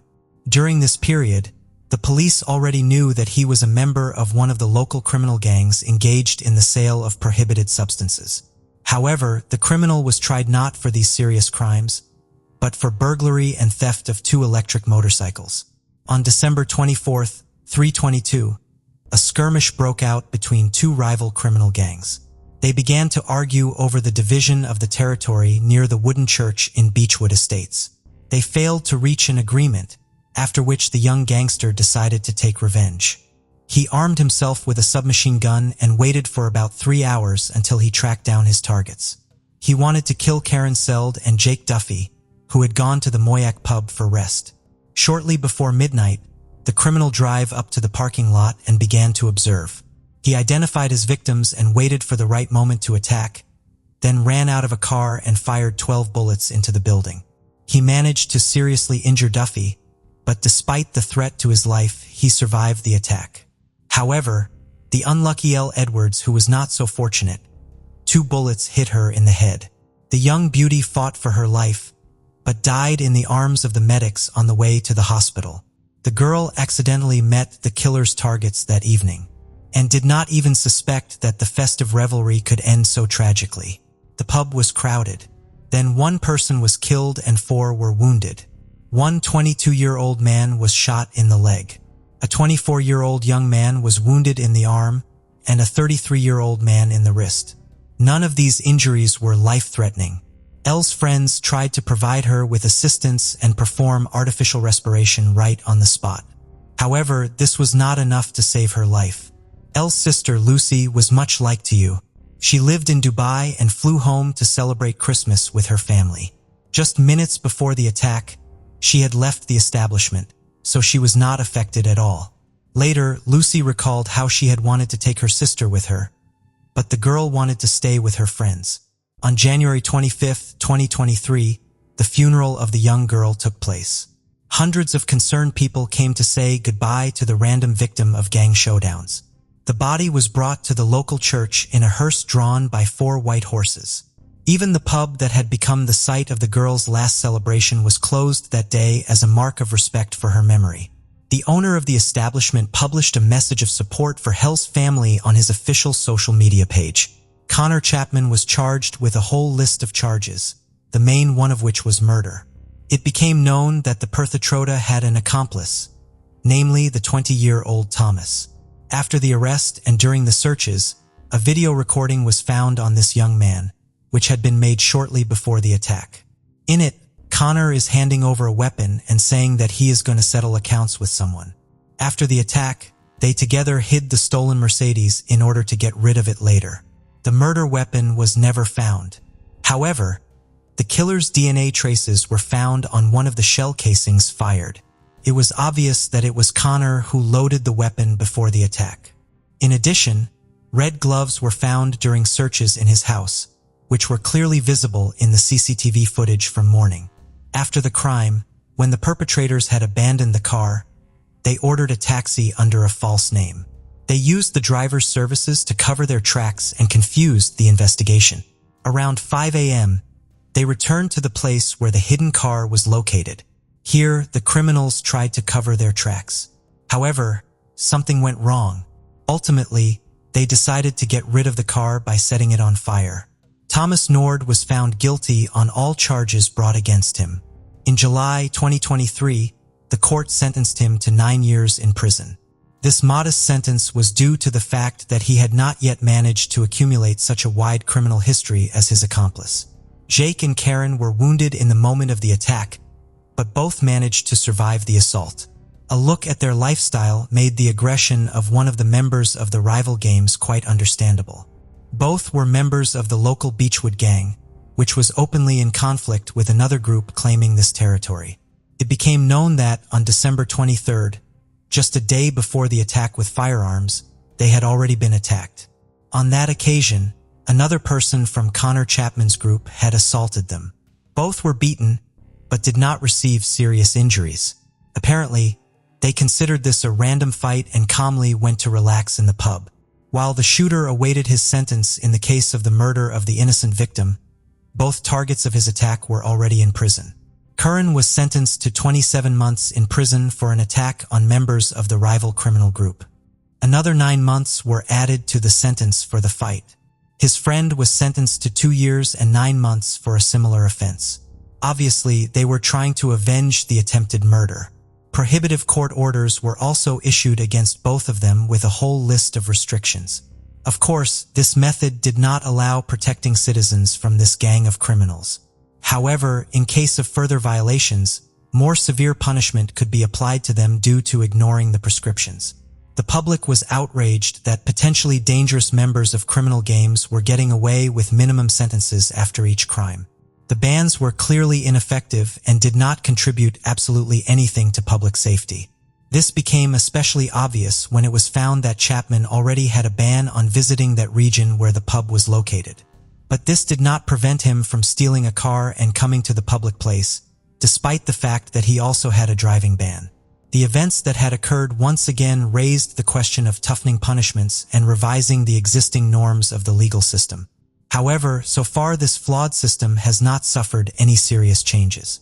At the trial on the case of L's murder, Connor tried to refute that it was he who appeared on the CCTV footage. According to him, during this period he was at home, packing Christmas gifts. However, a sufficient amount of evidence was collected to expose the lie. The hearings on the case lasted 3.5 weeks, during which all the circumstances preceding the attack were revealed.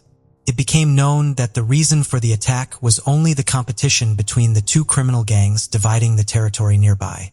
The defendant did not even know the victim. He simply did not care about her fate, as well as the fate of all the other innocent people in the bar. He was driven only by blind fury, which he could never control. After the attempted murder of two competitors, Connor planned to flee to Spain to cover his tracks. He used a stolen car and also got rid of the murder weapon, trying not to fall into the hands of the police. He avoided using any mode of transport. The detectives detained the criminal literally at the airport. After the arrest, Connor tried to deceive the police, claiming that the Mercedes he was seen driving on the day of the murder was not stolen. According to him, this was a common car of the criminal group, which they used for the distribution of substances. The guy claimed that he was not behind the wheel of the vehicle and also continued to convince the jury that he did not open fire that evening. He was desperately trying to get out of the situation. The defendant stated that he had only just learned that someone from the criminal group had used the vehicle for an attack on the pub. Before the jury retired to consider the verdict, the father of the innocent victim made a short speech. He sincerely hoped that the criminal would never again be able to spend Christmas with his loved ones in freedom. The jurors, consisting of Paternity and Syngention, came to a unanimous decision after 3 hours of discussion. In their opinion, Connor Chapman was guilty of all the charges brought against him. He cynically committed the crime and did not repent of the fact that he accidentally killed the beautiful 26-year-old girl. The whole life that lay ahead of her, and he took it away. Instead of remorse, the heartless Connor spent several days carefully getting rid of all the evidence and traces of the murder that could link him to this bloody event. The motive for the attack was the competition between criminal games. On July 7, 2023, Connor was sentenced. He was sent to serve a life sentence with the possibility of parole after 48 years from the start of serving the sentence. After the verdict was announced, the victim's father victoriously raised his fist. The incident provoked a wave of public outrage. The residents of the city could not feel safe, knowing that they were at the junction of the confrontation between criminal games dividing spheres of influence. They knew that these people had a large amount of firearms and were not afraid to use them, as proved by the murder of L. The girl's father said he wanted to set up a foundation to support victims like his daughter. He believed that the main goal would be to fight to reduce the number of weapons in the hands of civilians. Thank you for joining us on this journey into the depths of unsolved mysteries. Cold cases not only challenge our understanding of the past, but also ignite our curiosity and determination for answers. Remember to subscribe to stay updated on our latest investigations. And if you have any information regarding the cases we've covered, don't hesitate to reach out. Together, we can shed light on the shadows of the past and bring closure to those who seek it. Until next time, stay vigilant, stay curious, and never stop seeking the truth.